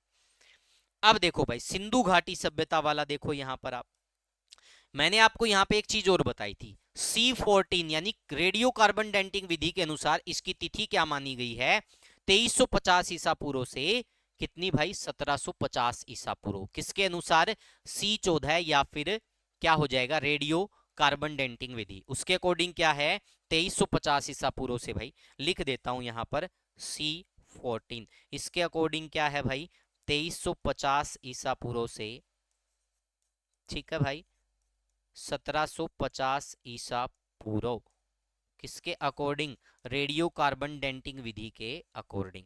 समझ में आ गया भाई। उसके बाद वैदिक सभ्यता, वैदिक सभ्यता में मैंने आपको बताया भाई, वैदिक सभ्यता की क्रीड़ा स्थली किसको कहा जाता है, कुरुक्षेत्र को कहा जाता है, ठीक है भाई। और वैदिक सभ्यता के अंदर आपको पता है, वैदिक सभ्यता में आर्य लोगों के बारे में आपको पढ़ने को मिलेगा, ठीक है भाई। और आर्य लोग कहाँ रहते थे, ब्रह्मावर्त क्षेत्र में रहते थे, और उसी ब्रह्मावर्त को आर्यवर्त भी कहा जाता था। और ब्रह्मावर्त क्या कहलाता था, हरियाणा का पहला प्रादेशिक नाम क्या था, ब्रह्मावर्त था भाई। तो ये सारी चीजें हम इसमें पढ़ेंगे। चीजें क्लियर भाई। ये बिल्कुल काल कर्मिक विवरण है भाई सारा का सारा। कभी ये सोचो कि मैं वैसे ही पढ़ा रहा हूं, ऐसे पढ़ाऊंगा चाहे आप सीजीएल की तैयारी भी कर रहे हो, आपको ये नहीं लगेगा कि मैंने कम पढ़ा हुआ है। समझ में आ गया भाई। चलो, और अब की बार तो मेरा पूरा प्रयास रहेगा कि मैं आपको भाई नेशनल चाहे लेवल की हिस्ट्री हो, ज्योग्राफी, पॉलिटिक्स, सब मैं करवाऊंगा भाई, ठीक है। मेरा पूरा प्रयास रहेगा, बस आप साथ दे देना भाई। उसके बाद अगला पॉइंट भाई, 324 से 232 ईसा पूर्व हरियाणा किसके अधीन रहा था, मौर्यों के अधीन रहा था। लेकिन एचएसएससी द्वारा 322 से 232 ईसा पूर्व इसका उत्तर माना गया था। क्या माना गया था एचएसएससी द्वारा, 322 से, ठीक है भाई, 232 ईसा पूर्व। यहां पर मैं लिख देता हूं भाई, ये प्रीवियस एग्जाम क्वेश्चन है, ठीक है भाई, ये पूछा जा चुका है। इसके अतिरिक्त आपसे क्या पूछे जा सकते हैं, हरियाणा में मौर्यों से संबंधित भाई मुख्य स्थल क्या थे। तो हरियाणा में मौर्यों से संबंधित मुख्य स्थल माने जाते हैं भाई हिसार और फतेहबाद। इसके अतिरिक्त थानेसर पर भी क्या था भाई, मौर्य साम्राज्य के हमें क्या देखने को मिलते हैं, महत्वपूर्ण स्थल वो देखने को मिलता है। आपसे पूछा जा सकता है मौर्यों के मुख्य स्थल भाई, ठीक है, मौर्य साम्राज्य के मुख्य स्थल हरियाणा के अंदर क्या थे भाई, हिसार, फतेहाबाद और थानेसर, ठीक है भाई। मोस्टली आपको हिसार और फतेहबाद मिलेगा, ठीक है। हिसार के अंदर अग्रोहा भी आप देख सकते हो, ठीक है भाई। इसके अंदर भाई फतेहबाद के अंदर आपको पता है एक लाट भी आपको देखने को मिलती है। तो ये मिलते हैं भाई, हिसार, फतेहबाद और थानेसर भी क्या था, मौर्य साम्राज्य का एक महत्वपूर्ण स्थल था भाई। यहां तक सारी चीजें क्लियर। उसके बाद आगे देखिएगा भाई, 590 ईस्वी की बात करेंगे हम, सीधा किस पे आ जाएंगे, 590 ईस्वी की। इसके अतिरिक्त आपको देखो भाई, मौर्य साम्राज्य के बाद आपको क्या देखने को मिलेंगे, हरियाणा के अंदर गणराज्य भी देखने को मिलेंगे। तो वो गणराज्य मैं आप लोगों को करवा देता हूं भाई। हरियाणा के अंदर आपको 4 गणराज्यों के बारे में आपको देखने को मिलेगा भाई। एक कौन सा गणराज्य था, योधेय गणराज्य। एक आपको क्या देखने को मिलेगा, योधेय गणराज्य। एक आपको क्या देखने को मिलेगा, अगर गणराज्य, ठीक है भाई। एक आपको क्या देखने को मिलेगा, कुणिद गणराज्य। और एक आपको क्या देखने को मिलेगा, अर्जुनायन गणराज्य भाई, ठीक है, अर्जुनायन गणराज्य। तो हरियाणा के अंदर भाई इन 4 गणराज्यों के बारे में बहुत सारे प्रश्न पूछे जाते हैं, और ये हमें कब देखने को मिलेंगे, मौर्यों के बाद देखने को मिलेंगे, ठीक है भाई। समझ में आ गया। अब देखिएगा यहां पर क्या होता है, योधेय गणराज्य से रिलेटेड जो फैक्ट पूछा जाता है, हरियाणा के अंदर योधेय गणराज्य की राजधानी क्या थी। तो हरियाणा के अंदर योधेय गणराज्य की राजधानी थी प्रकृतनाक, जिसको वर्तमान में नौरंगाबाद कहते हैं, भिवानी के अंदर पड़ता है। ये उत्तर माना गया एचएसएससी द्वारा। किसके द्वारा माना गया, एचएसएससी द्वारा। क्या माना गया, योद्धेयों की गणराज्य, योधेय गणराज्य की राजधानी क्या थी, प्रकृतनाक, जिसको क्या बोलते हैं भाई वर्तमान समय में नौरंगाबाद। कहां पड़ता, भिवानी में। एचएसएससी ने योधेय गणराज्य की राजधानी नौरंगाबाद को माना है, भिवानी वाले को। लेकिन अगर हम इंडियन हिस्ट्री के हिसाब से देखें तो इस योधेय गणराज्य की राजधानी क्या थी भाई, खोखरा कोट थी, जो कहां पड़ता है, रोहतक में पड़ता है। क्या थी भाई, खोखरा कोट, जो कहां पड़ता है, रोहतक में पड़ता है। तो ये दोनों प्रश्न आपसे पूछे जा सकते हैं। उसके अतिरिक्त भाई अगर गणराज्य, तो आपसे पूछा जाएगा अगर गणराज्य की राजधानी क्या थी और ये हरियाणा में कहां फैला हुआ था। तो अगर गणराज्य की राजधानी अग्रोहा थी, तो आपसे अग्रोहा के बारे में पूछा जा सकता है। एक आपसे पूछेंगे कि कहां से प्राप्त सिक्कों से पता चलता है कि यहां पर अगर गणराज्य विद्यमान था। तो बरवाला और अग्रोहा से सिक्के प्राप्त हुए, किसके, अगर गणराज्य के सिक्के हमें मिले हैं भाई। ठीक है। उसके बाद देखेंगे कुणित गणराज्य भाई। कुणित गणराज्य किस क्षेत्र में फैला हुआ था? ये अंबाला क्षेत्र में फैला हुआ था। किसमें फैला था? अंबाला। लिखते जाना भाई, बोर्ड पे जगह नहीं है, मैं वरना मैं लिख देता। अर्जुनायन गणराज्य। अर्जुनायन गणराज्य कहाँ फैला हुआ था? महेंद्रगढ़ और साथ की साथ भाई राजस्थान और रेवाड़ी का कुछ हिस्सा भी इसमें लगता था। अर्जुनायन गणराज्य। समझ में आ गया यहां तक भाई? उसके बाद हम देखेंगे भाई हर्षवर्धन का क्या होता है? जन्म होता है भाई। फिर क्या होता है? 606 ईस्वी में भाई हर्षवर्धन ने राजकाज संभाला भाई। हर्षवर्धन क्या था भाई? ये संस्कृत का एक विद्वान था भाई। और इसने क्या किया था भाई? 3 पुस्तकें लिखी थी जो बहुत बार पूछते हैं। प्रियदर्शिका, ठीक है भाई, आपसे पूछा जा सकता है। प्रियदर्शिका, नागानंद और रत्नावली। ये किसकी रचनाएं थी भाई? ये रचनाएं थी भाई हर्षवर्धन की। ये संस्कृत का विद्वान था भाई। तो इसकी रचनाएं कौन कौन सी होगी? प्रियदर्शिका, नागानंद और रत्नावली भाई। ठीक है भाई। इस हर्षवर्धन के शासनकाल में भाई एक बाणभट्ट नाम का क्या था भाई? कवि था। ठीक है भाई। और उसके द्वारा एक पुस्तक लिखी गई थी हर्षचरित्रम। आपसे पूछा जा सकता है इस हर्षवर्धन के शासनकाल में इसका राज दरबारी कवि कौन था? बाणभट्ट था। बाणभट्ट ने कौन सी पुस्तक लिखी? हर्षचरित्रम भाई। कौन सी पुस्तक लिखी थी? हर्षचरित्रम। इस हर्षवर्धन की राजधानी हरियाणा के अंदर क्या थी भाई? हरियाणा के अंदर इसकी राजधानी थी थानेसर। कौन सी थी भाई इसकी राजधानी हरियाणा के अंदर? थानेसर भाई। ठीक है भाई। थानेसर और कन्नौज दोनों इसकी राजधानी थी, लेकिन हरियाणा में इसकी राजधानी क्या थी? थानेसर थी भाई। समझ में आ गया? उसके बाद भाई हेनसांग भारत में किसके शासनकाल में आया था? हर्षवर्धन के शासनकाल में आया था। मोस्ट इंपोर्टेंट पर्सन है भाई, आपसे पूछा जा सकता भाई हेनसांग भारत में किसके शासनकाल में आया था? तो हेनसांग भारत में किसके शासनकाल में आया? हर्षवर्धन के शासनकाल में आया था। हेनसांग क्या था? एक चीनी यात्री था भाई। क्या था? एक चीनी यात्री, जिसको क्या कहा जाता था? यात्रियों का राजकुमार, नीति का पंडित, शाक्य मुनि, इन सभी नामों से इसको जाना जाता था। ये एक चीनी यात्री था भाई। और ये कहाँ आया था? थानेसर में आया था। और इसने अपनी पुस्तक सीयूकी में क्या किया था भाई? थानेसर के वैभव का वर्णन किया था। ध्यान रख लेना, किसके वैभव का वर्णन? थानेसर के वैभव का वर्णन किया था। इसके अतिरिक्त भाई इस हेनसांग ने क्या किया था भाई? हरियाणा में कुछ स्थानों पर भ्रमण किया था। हेनसांग का भ्रमण, यहां पे मैं लिख देता हूं, हेनसांग का भ्रमण। ठीक है भाई। तो हेनसांग ने किन स्थानों पर भ्रमण किया था भाई? एक तो क्या हो गया भाई? शुद्ध, जिसको क्या कहा जाता था प्राचीन समय में? सुग भी बोलते थे भाई, सरुघन भी बोलते थे। ठीक है भाई। ये यमुना नगर के अंदर पड़ता है। एक इसने क्या किया था भाई? थानेसर का भ्रमण किया था। किसका भ्रमण किया था? थानेसर, जो प्राचीन समय में स्थानीश्वर कहलाता था। क्या कहलाता था? स्थानीश्वर। कहाँ पड़ता है? कुरुक्षेत्र में। और एक इसने किसका भ्रमण किया था भाई? गोकंठ का, जो प्राचीन समय में गोकंठ कौन कहलाता था? गोहाना भाई, ऐसा मानते हैं। तो इन तीनों स्थानों का इसने भ्रमण किया था भाई। कौन कौन सा? शुद्ध सुग कहाँ पड़ता है? यमुना नगर में। थानेसर कहाँ पड़ता है?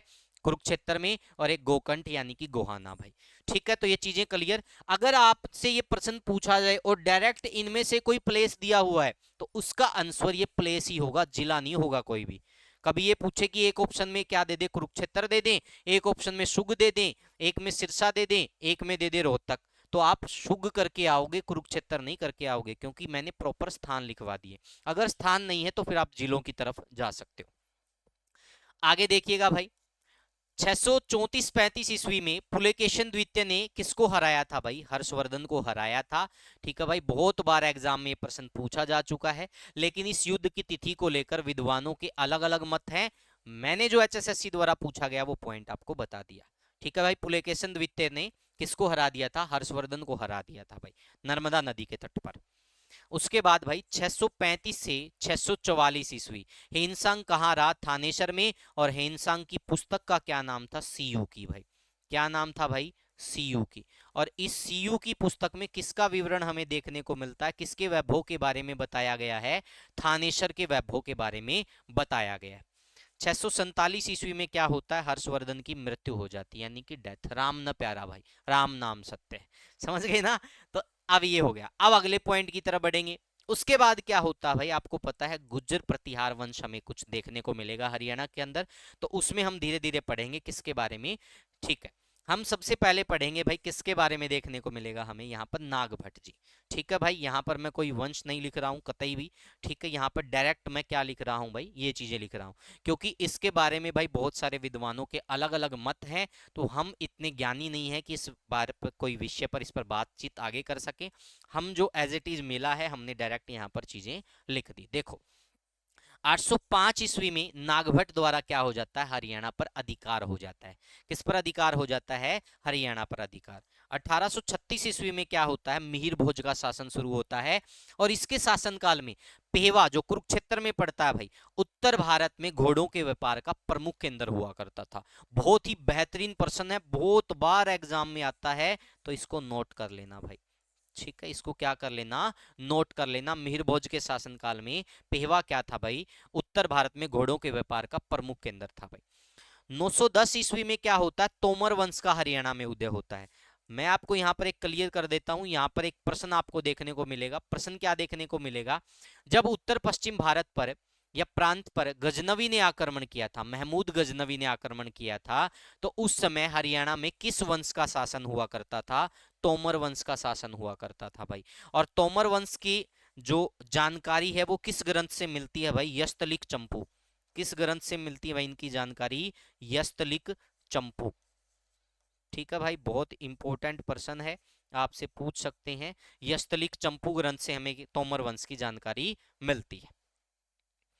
इसके बाद देखेंगे भाई, फिर हम महमूद गजनवी के बारे में पढ़ेंगे भाई।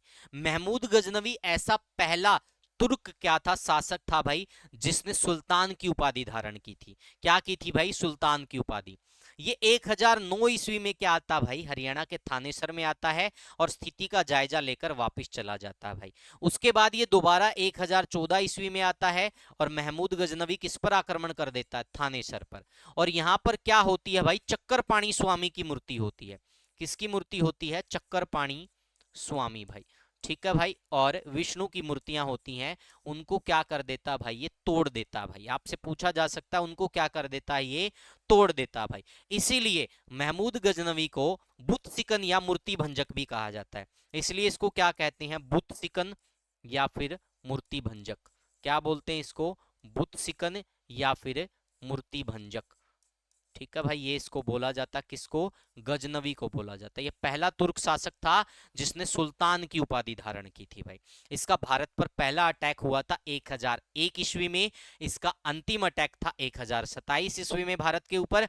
और इसके अतिरिक्त भाई 1025 का जो इसका अटैक था सोमनाथ मंदिर के ऊपर, वो इसका सबसे प्रसिद्ध अटैक यानी कि आक्रमण माना जाता है। यहां तक चीजें क्लियर भाई, समझ में आ गया। महमूद गजनवी, इसने क्या किया था भाई, यहां पर चक्कर स्वामी यानी चक्कर पाणी स्वामी की मूर्ति को तोड़ा था।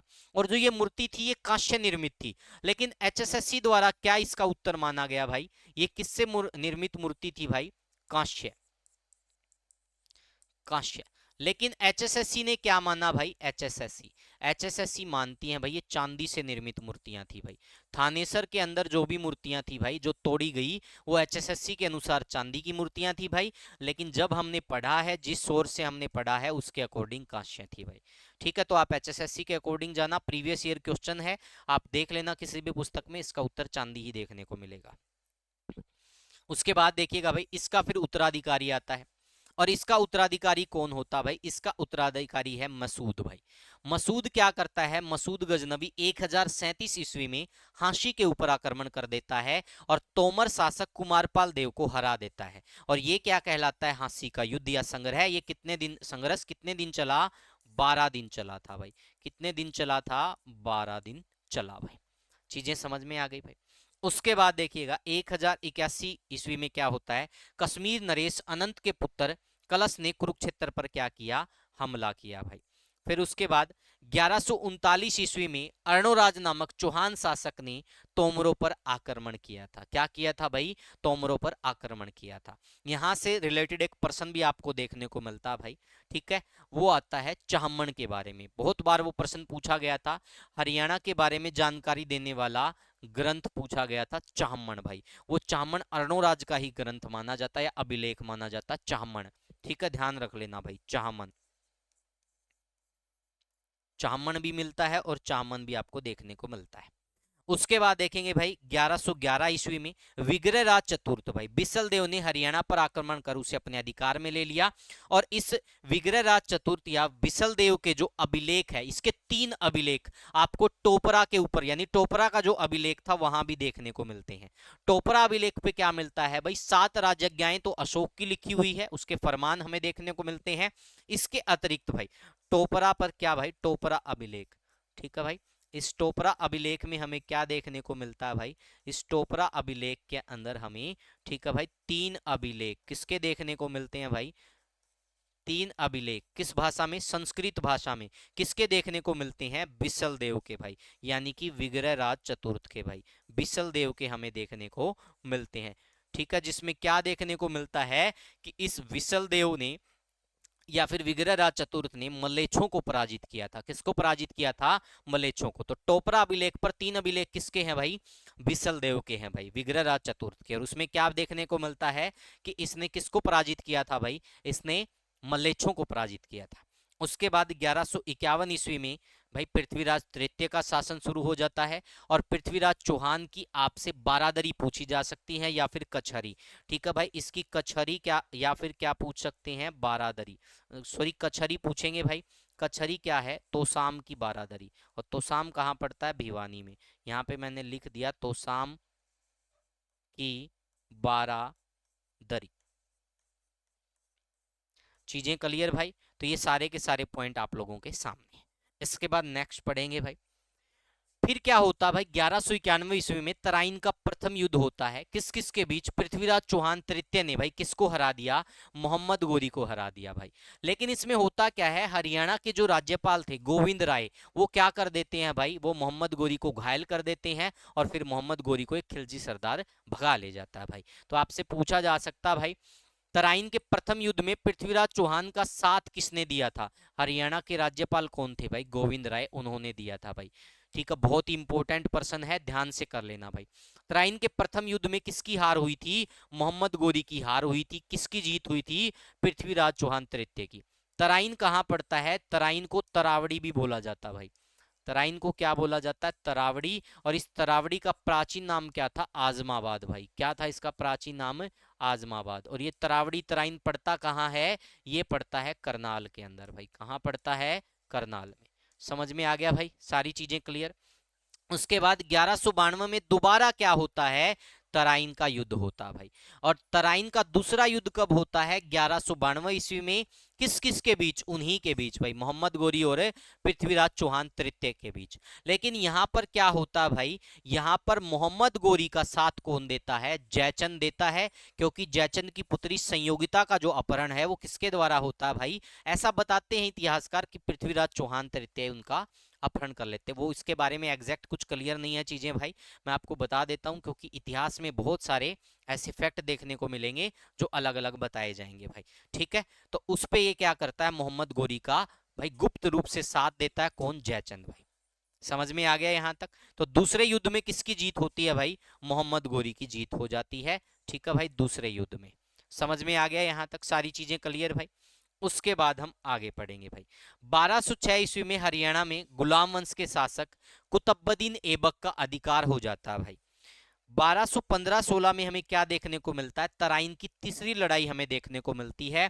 और इल्तुतमिश ने भाई गजनी के सुल्तान ताज यल्दीन यल्दोज या यल्दीज को क्या हरा दिया भाई।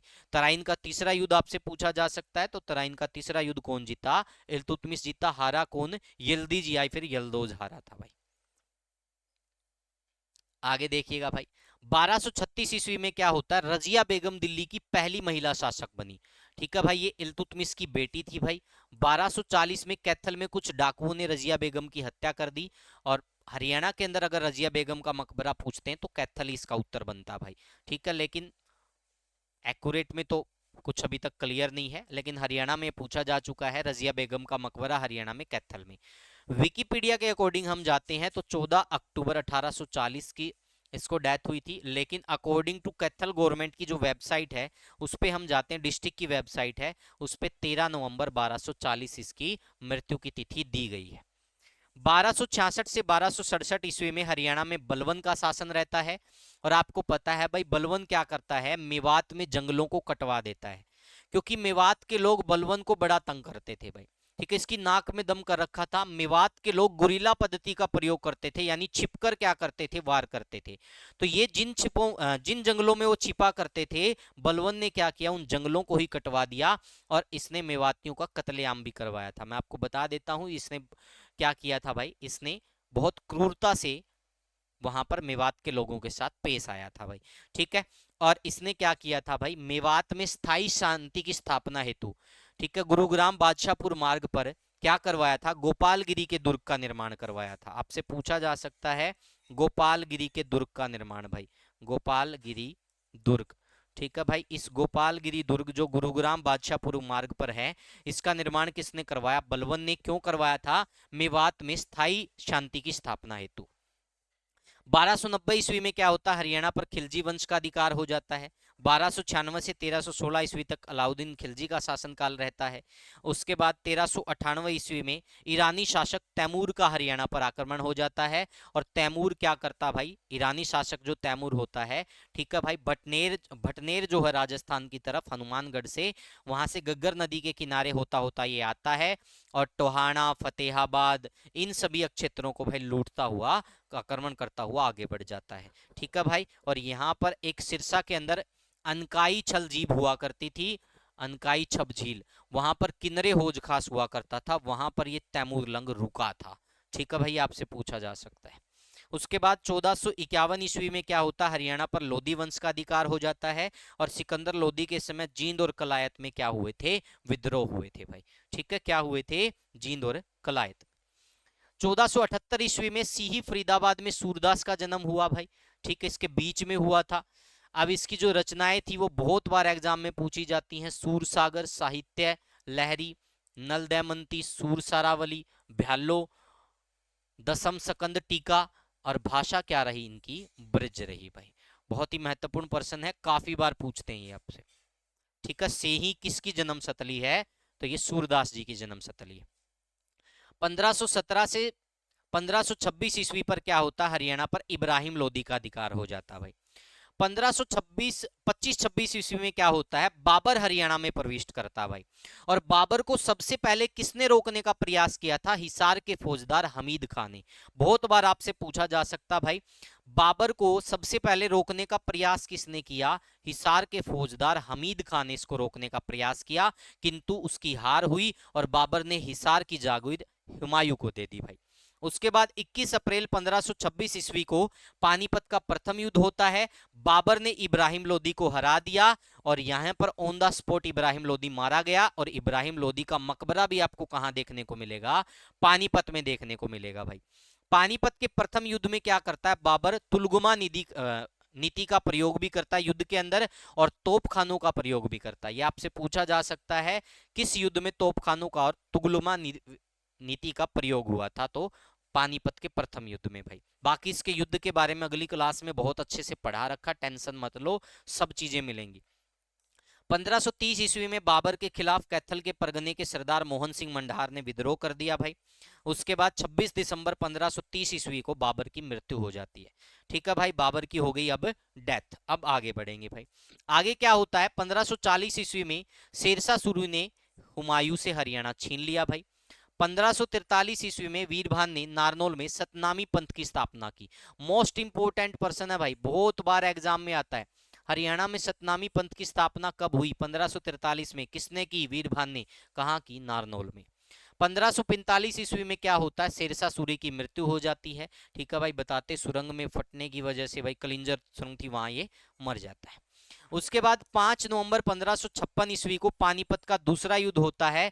किस किस के बीच, अकबर और हेमू के बीच। लेकिन यहां पर अकबर का संरक्षक कौन था, बैरम खां। ठीक है भाई, दुर्भाग्य से एक तीर हेमू की आंख में आकर लग जाता है, इसलिए हेमू हार जाता है, नीचे गिर जाता है। इसकी सेना भाई फिर समर्पण कर देती है, अन्यथा इस युद्ध में भाई हेमू की जीत होनी निश्चित थी। लेकिन भाई नीति को कुछ और ही मंजूर था, तो हम कुछ कर नहीं सकते। तो पानीपत का दूसरा युद्ध कौन जीता, अकबर जीत गया। अकबर का संरक्षक कौन था, बैरम खां। हारा कौन, हेमू। फिर 26 जनवरी 1556 को हुमायूं की पुस्तकालय की सीढ़ियों से गिरने के कारण मौत हो गई। एचएसएससी द्वारा यह प्रश्न पूछा जा चुका कि ऐसा कौन सा शासक था जिसकी मृत्यु पुस्तकालय की सीढ़ियों से गिरने के कारण हुई थी, हुमायूं की। 7 अक्टूबर 1556 को हेमू दिल्ली का अंतिम हिंदू सम्राट बना भाई। 1672 ईस्वी में क्या होता भाई, औरंगजेब के विरुद्ध सतनामियों का विद्रोह हो जाता भाई। बहुत बार पूछते हैं भाई औरंगजेब के विरुद्ध विद्रोह कब हुआ था सतनामियों का, 1672 में। वैसे भाई औरंगजेब के विरुद्ध आपको पता है भाई दो तीन और लोगों ने विद्रोह किए थे, तो वो भी आपसे पूछे जा सकते हैं, वो मैं आपको बताऊंगा, लेकिन बाद में कुछ टाई अप हो जाता है, ले वो ट्विस्ट वाला विषय है, जब औरंगजेब के बारे में पढ़ाऊंगा तब आपको मैं सारी चीजें बताऊंगा भाई। ठीक है भाई। उसके बाद देखिएगा 24 फरवरी 1739 को करनाल का युद्ध होता भाई। इसमें क्या करता भाई, ईरान नादिर शाह होता है, नादिर शाह क्या करता है इसके ऊपर आक्रमण कर देता। किसके ऊपर करता भाई, ईरानी शासक था नादिर शाह, मोहम्मद शाह रंगीला के ऊपर अटैक कर देता है। और मोहम्मद शाह रंगीला का साथ कौन देता है, राव बालकिशन। आपसे पूछा जा सकता है इस मोहम्मद शाह रंगीला का साथ किसने दिया, तो इसका साथ दिया था राव बालकिशन ने। और राव बालकिशन यहाँ पर वीरगति को प्राप्त हुआ था भाई, तो इसका साथ देने वाला कौन था, राव बालकिशन था भाई। जीता कौन फिर इसमें, इसमें जीता था भाई नादिर शाह। जीता कौन भाई, जीत गया नादिर शाह। ठीक है भाई। और ये अपने साथ फिर क्या ले गया, अपने साथ ये यहां से भाई कोहिनूर हीरा ले गया, या फिर मयूर सिंहासन ले गया, जिस पर क्या लगा हुआ था, कोहिनूर हीरा लगा हुआ था। उससे आगे देखेंगे भाई 1756 ईस्वी में हरियाणा मराठों के अधीन हो गया।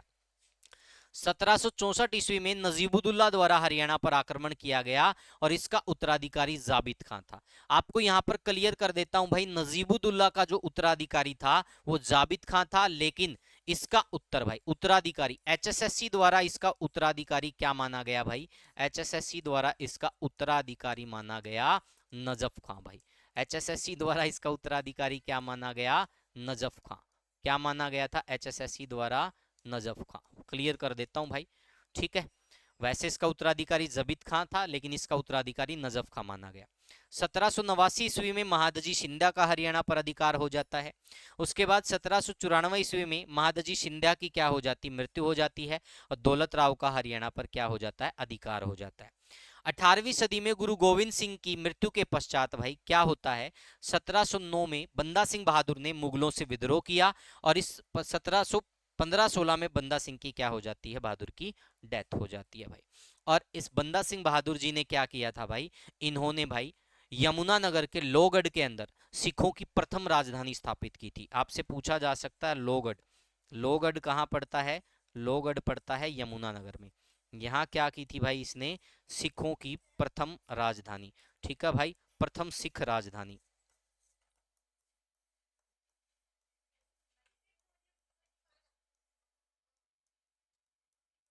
बस 10 मिनट। 1797 ईस्वी में क्या होता है, जॉर्ज थॉमस ने हांसी को अपनी राजधानी बनाया। आपको पता भाई जॉर्ज थॉमस किसको अपनी राजधानी बनाता है, हांसी को अपनी राजधानी बनाता है। यहां पर क्या करता है, एक टकसाल का निर्माण भी कराता है, टकसाल का निर्माण भी कराता है। और टकसाल का निर्माण करवाने के बाद क्या करता है, वो सिक्के जारी करता है, जिनको सिक्का ए साहिब कहा जाता है। जिनको क्या कहा जाता है, सिक्का ए साहिब कहा जाता है। 1802 ईस्वी में बहरामपुर में जॉर्ज थॉमस की मृत्यु हो जाती है भाई। ठीक है, क्या हो जाती है, जॉर्ज थॉमस की मृत्यु हो जाती है। चीजें क्लियर भाई। आगे देखिएगा 30 दिसंबर 1803 को हरियाणा पर अंग्रेजों का अधिकार हो जाता है। सैंजन ग्राम की संधि के माध्यम से मराठों ने हरियाणा पर अपना अधिकार छोड़ दिया। आपसे ये प्रश्न एक और पूछा जा सकता है कि अंग्रेजों द्वारा हरियाणा के दो राजकीय भाग कब किए, तो 1805 में किए थे भाई। ये प्रश्न पूछा गया था, अंग्रेजों द्वारा हरियाणा के दो भाग, इसको राजकीय तौर पर कब विभाजित किया था भाई, तो राजकीय तौर पर इसको दो भागों में विभाजित किया था 1805 में भाई। ठीक है, किसके द्वारा, अंग्रेजों के द्वारा भाई। समझ में आ गया यहां तक। उसके बाद आगे देखेंगे। ठीक है भाई, राजकीय तौर पर अंग्रेजों द्वारा हरियाणा को विभाजित कब किया गया भाई, 1805 ईस्वी में किया गया। 1809-10 में समस्त हरियाणा अंग्रेजों के अधीन हो गया। ठीक है। उसके बाद 1833 ईस्वी में हरियाणा में प्रशासन की पुनः व्यवस्था की गई। 1833-34 ईस्वी में हरियाणा उत्तर पश्चिमी प्रांत का हिस्सा था भाई। 1833-34 के अकाल को नबिया का अकाल कहा जाता है। 1857 की क्रांति की शुरुआत अंबाला से हुई थी भाई। 10 मई 1857 को श्याम सिंह नामक सैनिक ने इसकी सूचना अंग्रेजों को दी थी भाई। ठीक है। 13 फरवरी 1858 को हरियाणा पंजाब में मिला दिया गया, और जब तक अलग हरियाणा नहीं बना तब तक पंजाब का ही भाग रहा। 1873 में क्या होता भाई, रेवाड़ी जंक्शन पर हरियाणा की पहली मेटर रेलगाड़ी चली भाई। 1873 में ही क्या होता, रेवाड़ी में रेलवे स्टेशन का निर्माण होता है, और जो पहली मीटर गेज रेलगाड़ी चली थी उसका नाम था राजपुताना स्टेट रेलवे भाई। इसके इंजन का नाम था ड्यूब। तो ये आपसे पूछा जा सकता है, दिल्ली वाया रेवाड़ी चली थी, तो ये भी पूछ सकते हैं। 1880 में स्वामी दयानंद सरस्वती रेवाड़ी में आर्य समाज की स्थापना करते हैं, और यहाँ पर उन्होंने रेवाड़ी के अंदर एक गौशाला का निर्माण भी करवाया था। वो कब कराया था, थोड़ा संशय का विषय है भाई, वो डेट हम बाद में वेरीफाई करेंगे। 1885 ईस्वी में बाबू मुरलीधर ने कांग्रेस के प्रथम सम्मेलन में भाग लिया। 1886 ईस्वी में बाबू मुरलीधर कांग्रेस आंदोलन के प्रथम जेल सत्याग्रही बने। 1886 ईस्वी में रूढ़िवादी ब्राह्मणों ने हरियाणा में सनातन धर्म सभा का गठन किया था। कहां पर, जज्जर के अंदर भाई। 1886 ईस्वी में लीला राय बहादुर यानी राय बहादुर लाला मुरलीधर के प्रयासों से हरियाणा में कांग्रेस की प्रथम शाखा अंबाला में शुरू की गई। कहां की गई, अंबाला में शुरू की गई। ठीक है, इसको 5 मिनट बस रख ले, 5 मिनट। उसके बाद 1887 ईस्वी में हिसार में कांग्रेस की शुरुआत हुई। 1892 ईस्वी में लाला लाजपत राय हिसार छोड़कर लाहौर चले गए। आपको पता है लाला लाजपत राय की कर्मशतली क्या थी, हिसार हुआ करती थी। उसके बाद 907 ईस्वी में अंग्रेजों ने लाला लाजपत राय को गिरफ्तार करके देश निकाला देते हुए ब्रह्मा की मांडले जेल में कैद कर दिया था भाई। ठीक है, 907 ईस्वी में ही हरियाणा के लगभग प्रत्येक जिले में कांग्रेस की क्या हो गई थी, स्थापना हो गई थी भाई। 1919 ईस्वी में क्या होता है, अंबाला में सर्वप्रथम रोलेट एक्ट का विरोध होता है भाई। रोलेट एक्ट का विरोध होता है, और आपको मैं बता देता हूं इसी रोलेट एक्ट के विरोध में भाई, ठीक है, स्वामी सरदानंद जी क्या करते हैं, गांधी जी को बुलावा भेजते हैं 6 अप्रैल को हरियाणा आने का। और गांधी जी भाई फिर बंबई वाया हरियाणा पंजाब की तरफ आते हैं। तो इनको गांधी जी को भाई 10 अप्रैल 1919 को, ठीक है भाई, 10 अप्रैल 1919 को क्या कर लेते हैं, गांधी जी को गिरफ्तार किया जाता है भाई। गांधी जी गिरफ्तार, गिरफ्तार कहाँ होते हैं भाई, गिरफ्तार होते हैं पलवल के रेलवे स्टेशन पर। कहाँ होते हैं, पलवल के रेलवे स्टेशन पर भाई। ठीक है, 10 अप्रैल 1919 को। इसके अतिरिक्त भाई हिसार में भी पूछा जाता है गांधी जी कब गिरफ्तार हुए थे, तो 30 जुलाई 1919 को। लेकिन इसका कोई भी फैक्ट मुझे ऑफिशियल नहीं मिला, लेकिन एसएससी मान चुकी है 30 जुलाई 1919 हिसार से गांधी जी गिरफ्तार हुए। 1920 ईस्वी में अंबाला डिविजनल कॉन्फ्रेंस की बैठक भिवानी में होती है, जिसमें महात्मा गांधी जी ने ब्रिटिश सरकार को शैतान की सरकार कहा था। ये शैतान की सरकार कहकर संबोधित किया था। 1920 ईस्वी में क्या होता है, असहयोग आंदोलन होता है, और लीला राय बहादुर ने रोलेट एक्ट जलियांवाला बाग हत्याकांड के विरोध स्वरूप असहयोग आंदोलन के दौरान अपनी राय बहादुर की उपाधि अंग्रेजों को लौटा दी थी। ठीक है भाई, राय बहादुर की उपाधि किसने लौटाई थी, लीला राय बहादुर ने। उसके बाद देखिएगा भाई, नवंबर 1921 में क्या होता भाई, रोहतक की जो नगर पालिका है ने प्रस्ताव पास करके प्रिंस ऑफ वेल्स भाई, ठीक है, Prince of Wales, Prince of Wales के आगमन का क्या किया था, बहिष्कार किया था। 12 जनवरी 1930 को कांग्रेस ने हरियाणा में स्वतंत्रता दिवस मनाया भाई। ठीक है, हो सकता है ये डेट आपको थोड़ी आगे पीछे भी मिल जाए बहुत सारी जगह।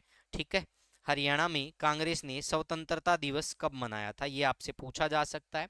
इसके अतिरिक्त भाई हरियाणा में 1917 में प्रथम विश्व युद्ध के दौरान सैनिक भर्ती का विरोध पंडित नेकीराम शर्मा ने किया था। बहुत ही बढ़िया पर्सन है भाई। ठीक है, पंडित नेकीराम शर्मा ने, ठीक है भाई, प्रथम विश्व युद्ध में सैन्य भर्ती का विरोध किया था। ठीक है भाई, ये आपसे पूछ सकते हैं।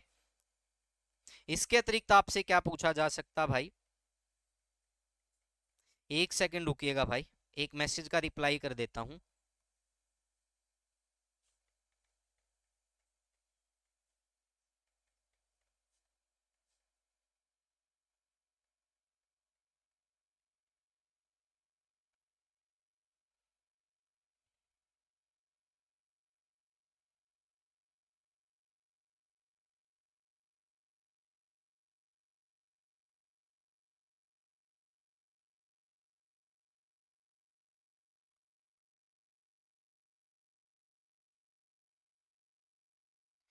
ठीक है भाई, ये वाली डेट है ना, एक बार 12 वाली चेंज कर लेना भाई, मैं थोड़ा इसमें डाउटफुल हूँ, क्या पता है एसएससी ने कुछ और माना हो। तो आप जनवरी 1930 एक बार कर लेना, वो वाली डेट मैं आपको क्लास में या इसी नोट्स में पीडीएफ बना के डाल दूंगा भाई। ठीक है, वो आपको पीडीएफ में मिल जाएगी। उसके बाद देखिएगा, 1917 में प्रथम विश्व युद्ध के दौरान सैनिक भर्ती का विरोध किसने किया? पंडित नेकीराम ने किया था। इसके अतिरिक्त 1909 में मार्ले मिंटो सुधारों के माध्यम से अंग्रेज सरकार देश को सांप्रदायिक आधार पर बांटने में सफल रही, लेकिन बाबू बाल मुकुंद गुप्त जो गुड़ियानी रेवाड़ी से संबंध रखते थे, इन्होंने इस पर व्यंग्य किया, इसका विरोध किया, और इन्होंने एक शिव शंभू के चिट्ठे नामक, ठीक है भाई, भारत मित्र जो पत्र होता था इनका, उसमें इन्होंने शिव शंभू का चिट्ठा भी लिखा था, और उसमें इन्होंने, ठीक है, लॉर्ड कर्जन की जो तुलना है वो नादिर शाही से की थी। किससे की थी? लॉर्ड कर्जन की तुलना नादिर शाही से। 1923 ईस्वी में चौधरी छोटूराम ने फजल हुसैन और सिकंदर हयात के साथ मिलकर यूनियनिस्ट पार्टी का गठन किया भाई। उसके बाद भाई पेप्सू के बारे में पूछ सकते हैं, Patiala and east Punjab state union, भाई बहुत बार एग्जाम में आता है।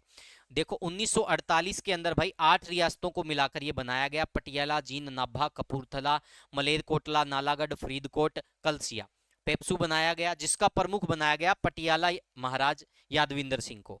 और 1 नवंबर 1956 को राज्य पुनर्गठन एक्ट के अंतर्गत पेप्सू का पंजाब राज्य में क्या हो गया? विलय हो गया। पेप्सू के बारे में बहुत बार पूछते हैं भाई। उसके बाद देखिएगा, पंजाब विधानसभा परिषद के चुनाव हुए, फिर असहयोग आंदोलन समाप्त हुआ, ठीक है भाई, ये चीजें चलती रहेंगी। इसके बाद व्यक्तिगत सत्याग्रह शुरू हुए। 1942 में भारत छोड़ो आंदोलन हुआ था, और हरियाणा के अंदर भारत छोड़ो आंदोलन की नायिका के रूप में या हीरोइन के रूप में अरुणा आसफ अली को जाना जाता है। तो आपसे पूछ सकते हैं, हरियाणा के अंदर भारत छोड़ो आंदोलन की नायिका के रूप में किसको जानते हैं? अरुणा आसफ अली को। ठीक है भाई, भारत छोड़ो आंदोलन की नायिका लिख देता हूं भाई।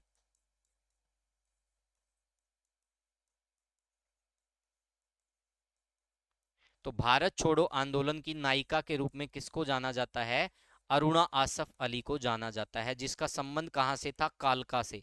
अरुणा आसफ अली, ठीक है भाई, अरुणा आसफ अली कहां से संबंध था? कालका से भाई। ठीक है, हरियाणा के अंदर कालका से संबंध था बस। उसके बाद 1940 में ये सारी चीजें चलेंगी भाई। 1948 में क्या होता है भाई? पंजाबी सूबे की मांग उठाई जाती है भाई। ठीक है, तारा सिंह जी के द्वारा क्या लिखा जाता है भाई? अजीत समाचार पत्र निकाला जाता है, और अलग पंजाब सिख राज्य की मांग की जाती है। ठीक है भाई। 1949 में क्या होता है? सच्चर फार्मूला लागू होता है। ये मैं जब आपको अलग हरियाणा का गठन होगा उसमें मैं सारी चीजें बताऊंगा भाई। ठीक है। इसके बाद शाह आयोग के बारे में देख लीजिएगा भाई, यहाँ पर साफ तौर पर लिखा हुआ है शाह आयोग, यानी इसी को सीमा आयोग भी कहा जाता है। ये 23 अप्रैल 1966 को क्या हुआ भाई? जस्टिस जेसी शाह की अध्यक्षता में 3 सदस्यीय सीमा आयोग का गठन किया गया। इसके 2 अन्य सदस्य थे, श्री एम एस फिलिप व एस दत्त। इसके सचिव थे वाई डी देसाई भाई। इस आयोग ने 31 मई 1966 को अपनी रिपोर्ट प्रस्तुत की, और जेसी शाह था जयंत छोटेलाल शाह भाई। ठीक है, इनका पूरा नाम जयंत छोटेलाल शाह। उसके बाद प्रधानमंत्री जी के द्वारा रेडियो से अलग हरियाणा की घोषणा की गई, सारी बातें लिखी हुई हैं भाई। 18 सितंबर को फिर शाह आयोग की सिफारिशों से भारतीय संसद ने पंजाब पुनर्गठन विधेयक पारित किया गया, और जेसी शाह आयोग की रिपोर्ट में पंजाब व हरियाणा के बीच की सीमा का आधार गग्गर नदी को माना गया है। 1956 में क्या होता है? जुलाई में भाई अक्षेत्रीय फार्मूला लागू होता है। 1 नवंबर 1966 को अलग हरियाणा राज्य बनता भाई, किससे अलग होकर? पूर्वी पंजाब से अलग होकर। कितने प्रतिशत हिस्सा आता हरियाणा में? 35.88% हरियाणा के हिस्से में आता भाई। तो भगवत दयाल शर्मा इसके पहले मुख्यमंत्री बने भाई। उसके बाद 1970 में पंजाब को चंडीगढ़ से अलग देने की योजना बनी, दंगे हुए थे भाई, आपसे पूछा जा सकता है। 1970 30 जनवरी 1970 को क्या हुआ था? तो 30 जनवरी 1970 को ये विद्रोह हुए थे भाई। 29 नवंबर 1970 को सभी गांवों में बिजली पहुंचाने वाला हरियाणा पहला राज्य बन गया था, यानी विद्युतीकरण वाला, 100% विद्युतीकरण। उसके बाद भाई हरियाणा सामुदायिक वन योजना 1998-99 में यूरोपीय संघ की सहायता से प्रारंभ की गई भाई, ये बहुत बार पूछते हैं। ग्रीनिंग ऑफ हरियाणा 1989-90 में स्टार्ट की गई थी, वृक्षारोपण से संबंधित थी ग्रीनिंग ऑफ हरियाणा। अब हरियाणा में हुए कुछ प्रमुख विद्रोह देख लेते हैं भाई। सबसे पहले मेवातियों का विद्रोह। 2 डेट हमें देखने को मिलती है, 1259, 60, 65, 66। इसमें मेवातियों ने क्या किया था भाई? विद्रोह किया था। 1259-60 में नसरुद्दीन शासक था, परंतु बलवन सत्ता संभालता था। 1265-66 में बलवन के विरुद्ध मेवातियों ने विद्रोह किया और मेवात के जंगलों को कटवाने वाला शासक कौन था? बलवन था भाई। ठीक है, और 1265 ही लगभग राइट मानते हैं HSSC वाले भाई। ठीक है, उसके बाद भाई फिरोज शाह तुगलक के विरुद्ध विद्रोह हुआ गोहाना में भाई। गोहाना यानी सोनीपत में क्या करता भाई? फिरोज शाह तुगलक के विरुद्ध विद्रोह होता है, जिसके परिणाम स्वरूप फिरोज शाह तुगलक ने गोहाना के मंदिर में पूजा करने वाले लोगों के हाथ कटवा दिए थे भाई। ठीक है, हिसार तथा सफीदों में भी फिरोज शाह तुगलक के विरुद्ध विद्रोह हुआ। बाबर के खिलाफ विद्रोह हुआ 1530 में। कैथल परगने का एक सरदार हुआ करता था मोहन सिंह मंडार, ये विद्रोह करता है। उसके बाद जाटों का विद्रोह होता भाई। जाटों का विद्रोह वैसे देखो पहले 1666-20 में माना गया था, लेकिन ये वाला राइट बनता भाई। 1669 में आपको भी पता है भाई क्या होता है, राजा गोकुला ने औरंगजेब के खिलाफ विद्रोह किया था भाई। जाट राजा गोकुला था जिसने औरंगजेब के खिलाफ विद्रोह किया। जाटों का जो समर्थन किया था सतनामियों ने किया था भाई। किसने किया था? सतनामियों ने, क्योंकि सतनामियों ने भी 1672 में किसके खिलाफ विद्रोह किया था? इसी औरंगजेब के खिलाफ विद्रोह किया था। ठीक है भाई, देख सावलिया में और हाथी सिंह बड़गुजर ने भी औरंगजेब के खिलाफ विद्रोह किया था, लेकिन बाद में बहुत सांठगांठ होती है, वो चीजें मैं बाद में बताऊंगा क्या होता, कौन क्या करता है। सतनामियों का विद्रोह 1672 में हुआ। नारनौल में 1672 ईस्वी में सतनामियों का विद्रोह हुआ, औरंगजेब के विरुद्ध हुआ था। फिर जाटों का विद्रोह 1685-86 में हमें देखने को मिलता है। कब देखने को मिलता है? 1685-86। राजा राम और चूड़ामन ने क्या किया था? औरंगजेब के खिलाफ विद्रोह किया। सिनसिनी व सोंदी इसके प्रमुख केंद्र थे। अकबर के मकबरे को लूटने वाला जाट राजा कौन था भाई? राजा राम था। इसके बाद देखिएगा भाई, ईस्ट इंडिया कंपनी के खिलाफ कुछ विद्रोह हुए हैं भाई हरियाणा के अंदर, ये भी बहुत जरूरी है। तो छछरौली का विद्रोह भाई, छछरौली को क्या कहा जाता है? छछरौली को कहा जाता है हरियाणा का चेरापूंजी। क्या कहा जाता है भाई? हरियाणा का चेरापूंजी। छछरौली को क्या बोलते हैं? क्योंकि यहाँ पर हरियाणा में सबसे ज्यादा वर्षा वाला स्थान है भाई, ये हरियाणा का चेरापूंजी। ठीक है, छछरौली यमुनानगर के अंदर पड़ता है वर्तमान में। इसको प्राचीन समय में कलसिया रियासत भी बोलते थे। तो इसका विद्रोह हुआ 1818 ईस्वी में। अंबाला क्षेत्र में 63 वर्ग किलोमीटर में फैली थी पहले, अब ये अंबाला यमुनानगर के अंदर पड़ती है। इसको कलसिया रियासत भी कहा जाता था। इसके नेतृत्वकर्ता पूछे जाते हैं, डायरेक्ट पर्सन आते हैं जोध सिंह। रानिया का विद्रोह कब हुआ? 1818 ईस्वी में। पहले हिसार में फैली हुई थी भाई। वैसे आपको पता रानिया सिरसा में पड़ता भाई, वर्तमान में देखो सिरसा में है। और इसका जो नेतृत्वकर्ता कौन था? जाबित खां था भाई। कौन था? जाबित खां। उसके बाद भाई जींद का विद्रोह 1814 में हुआ। यहां से प्रश्न आता, रानी सोदराही किस रियासत से संबंधित है? तो जींद से संबंधित है, ध्यान रख लेना। उसके बाद कब हुआ जींद का विद्रोह? 1814 में भाई। ठीक है, इसके नेतृत्वकर्ता कौन थे? प्रताप सिंह। इस प्रताप सिंह को लाहौर से पकड़कर रणजीत सिंह किसको सौंप देते हैं? अंग्रेजों को सौंप देते हैं। किसानों का विद्रोह 1824 में हुआ। 1824 में ब्रह्मा युद्ध में अंग्रेजों की हार की चर्चा सुनकर रोहतक, हिसार, गुरुग्राम व भिवानी के किसानों ने राजा सूरजमल के नेतृत्व में अंग्रेजों के खिलाफ विरोध किया। राजा सूरजमल को जाटों का प्लेटो या फिर अफलातून भी कहा जाता भाई। ठीक है, नेतृत्वकर्ता क्या हो गया? सूरजमल। उसके बाद देखिएगा भाई यहाँ पर लोहारू का विद्रोह। तो लोहारू का विद्रोह कब हुआ? 1830 में भाई। नेतृत्वकर्ता कौन था? शमसुद्दीन। नवाब शमसुद्दीन ने विलियम फ्रेजर की हत्या करवाई थी भाई। क्या करवाई थी भाई? विलियम फ्रेजर की हत्या करवाई थी। बलावली का विद्रोह भाई। बलावली का विद्रोह कब हुआ? 1835 में। ठीक है भाई, इसका नेतृत्वकर्ता कौन था? गुलाब सिंह। देशी रियासतों में जो आंदोलन थे भाई, उनको प्रजामंडल आंदोलन भी कहा जाता है। देशी रियासतों में चले आंदोलन को क्या कहा जाता है? प्रजामंडल आंदोलन। फिर कैथल का विद्रोह देख लो भाई, 1843 में हुआ। नेतृत्वकर्ता कौन थे? गुलाब सिंह, साहिब कौर और सूरज कौर। फिर उसके बाद लाडवा का विद्रोह भाई। ठीक है, उसके बाद लाडवा का विद्रोह। तो लाडवा का विद्रोह कब हुआ? 1845 में। और इसके नेतृत्वकर्ता कौन थे? अजीत सिंह भाई। ये पूरे हरियाणा से मैंने आपको भाई क्या करवा दिया? गो थ्रू करवा दिया पहली क्लास में भाई। ये थी हमारी फर्स्ट क्लास भाई। इसकी पीडीएफ कंप्लीट आपको मिल जाएगी, कोई भी टेंशन लेने की जरूरत नहीं है, सब बढ़िया तरीके से पढ़ेंगे भाई। चिंता फ्री रहो, यानी टेंशन फ्री रहो। ये हमारा व्हाट्सएप नंबर रहेगा भाई, जिस साथी को कोई भी डाउट नजर आए। ठीक है भाई, व्हाट्सएप, ये हमारा व्हाट्सएप रहेगा 95-181-98-050। तो इसकी कोई भी डाउट हो वो मिल जाएगा भाई। व्हाट्सएप कर सकते हो किसी भी डाउट के लिए। टेलीग्राम पर आपको इसकी पीडीएफ मिल जाएगी। सभी साथी ऐसे ही बने रहना। क्लास पसंद आई हो तो भाई इसको नोट डाउन जरूर करना और 2 बार रीड करना। 2 बार रीड करोगे तब जाके डेट्स याद होंगी। ठीक है भाई, तो आप इसको जरूर अच्छे से पढ़ोगे। यहाँ से 1 या 2% प्रत्येक एग्जाम में देखने को आपको मिलेंगे। ठीक है, लगभग श्योरिटी के साथ कह रहा हूँ। तो आज की क्लास इतनी भाई। नेक्स्ट क्लास होगी, ऐसे ही चीजें हम आपको पढ़ाते रहेंगे। लाइव सेशन होगा तब भी बता देंगे। कम समय में अगर ज्यादा पढ़ना है तो हम लाइव इंटरेक्ट नहीं हो सकते, हम इसी प्रकार से आपको चीजें प्रोवाइड करवाएंगे। ठीक है भाई, आपको लिंक प्रोवाइड करवा दिया जाएगा। क्लास जैसे ही अपलोड होगी उसको सिर्फ आप लोग ही देख सकते हो, तो टेंशन नहीं लेना भाई, ये चीज़ें आपको मिल जाएंगी। पीडीएफ आपको मिल जाएगी, सीक्वेंस वाइज चीज़ें टेलीग्राम पर सारी होती रहेंगी। तो आज के लिए इतना ही। इस क्लास से पहले एक बेसिक क्लास की पीडीएफ डालूंगा 17 से 18 पेज की, वो आपको रीड करना जरूरी है, क्योंकि उसको पढ़ाकर मैं नहीं चाहता भाई आपका मैं कोई माइंड थोड़ा दूसरी तरफ लेके जाऊं, क्योंकि बहुत इजी सा पोर्शन है, कुछ चीजें आपको याद भी करनी पड़ेगी। जब इनकी प्रैक्टिस क्लास होगी वो मैं आपको प्रोवाइड करवा दूंगा, जितने एमसीक्यू बनेंगे वो सारे करवा देंगे।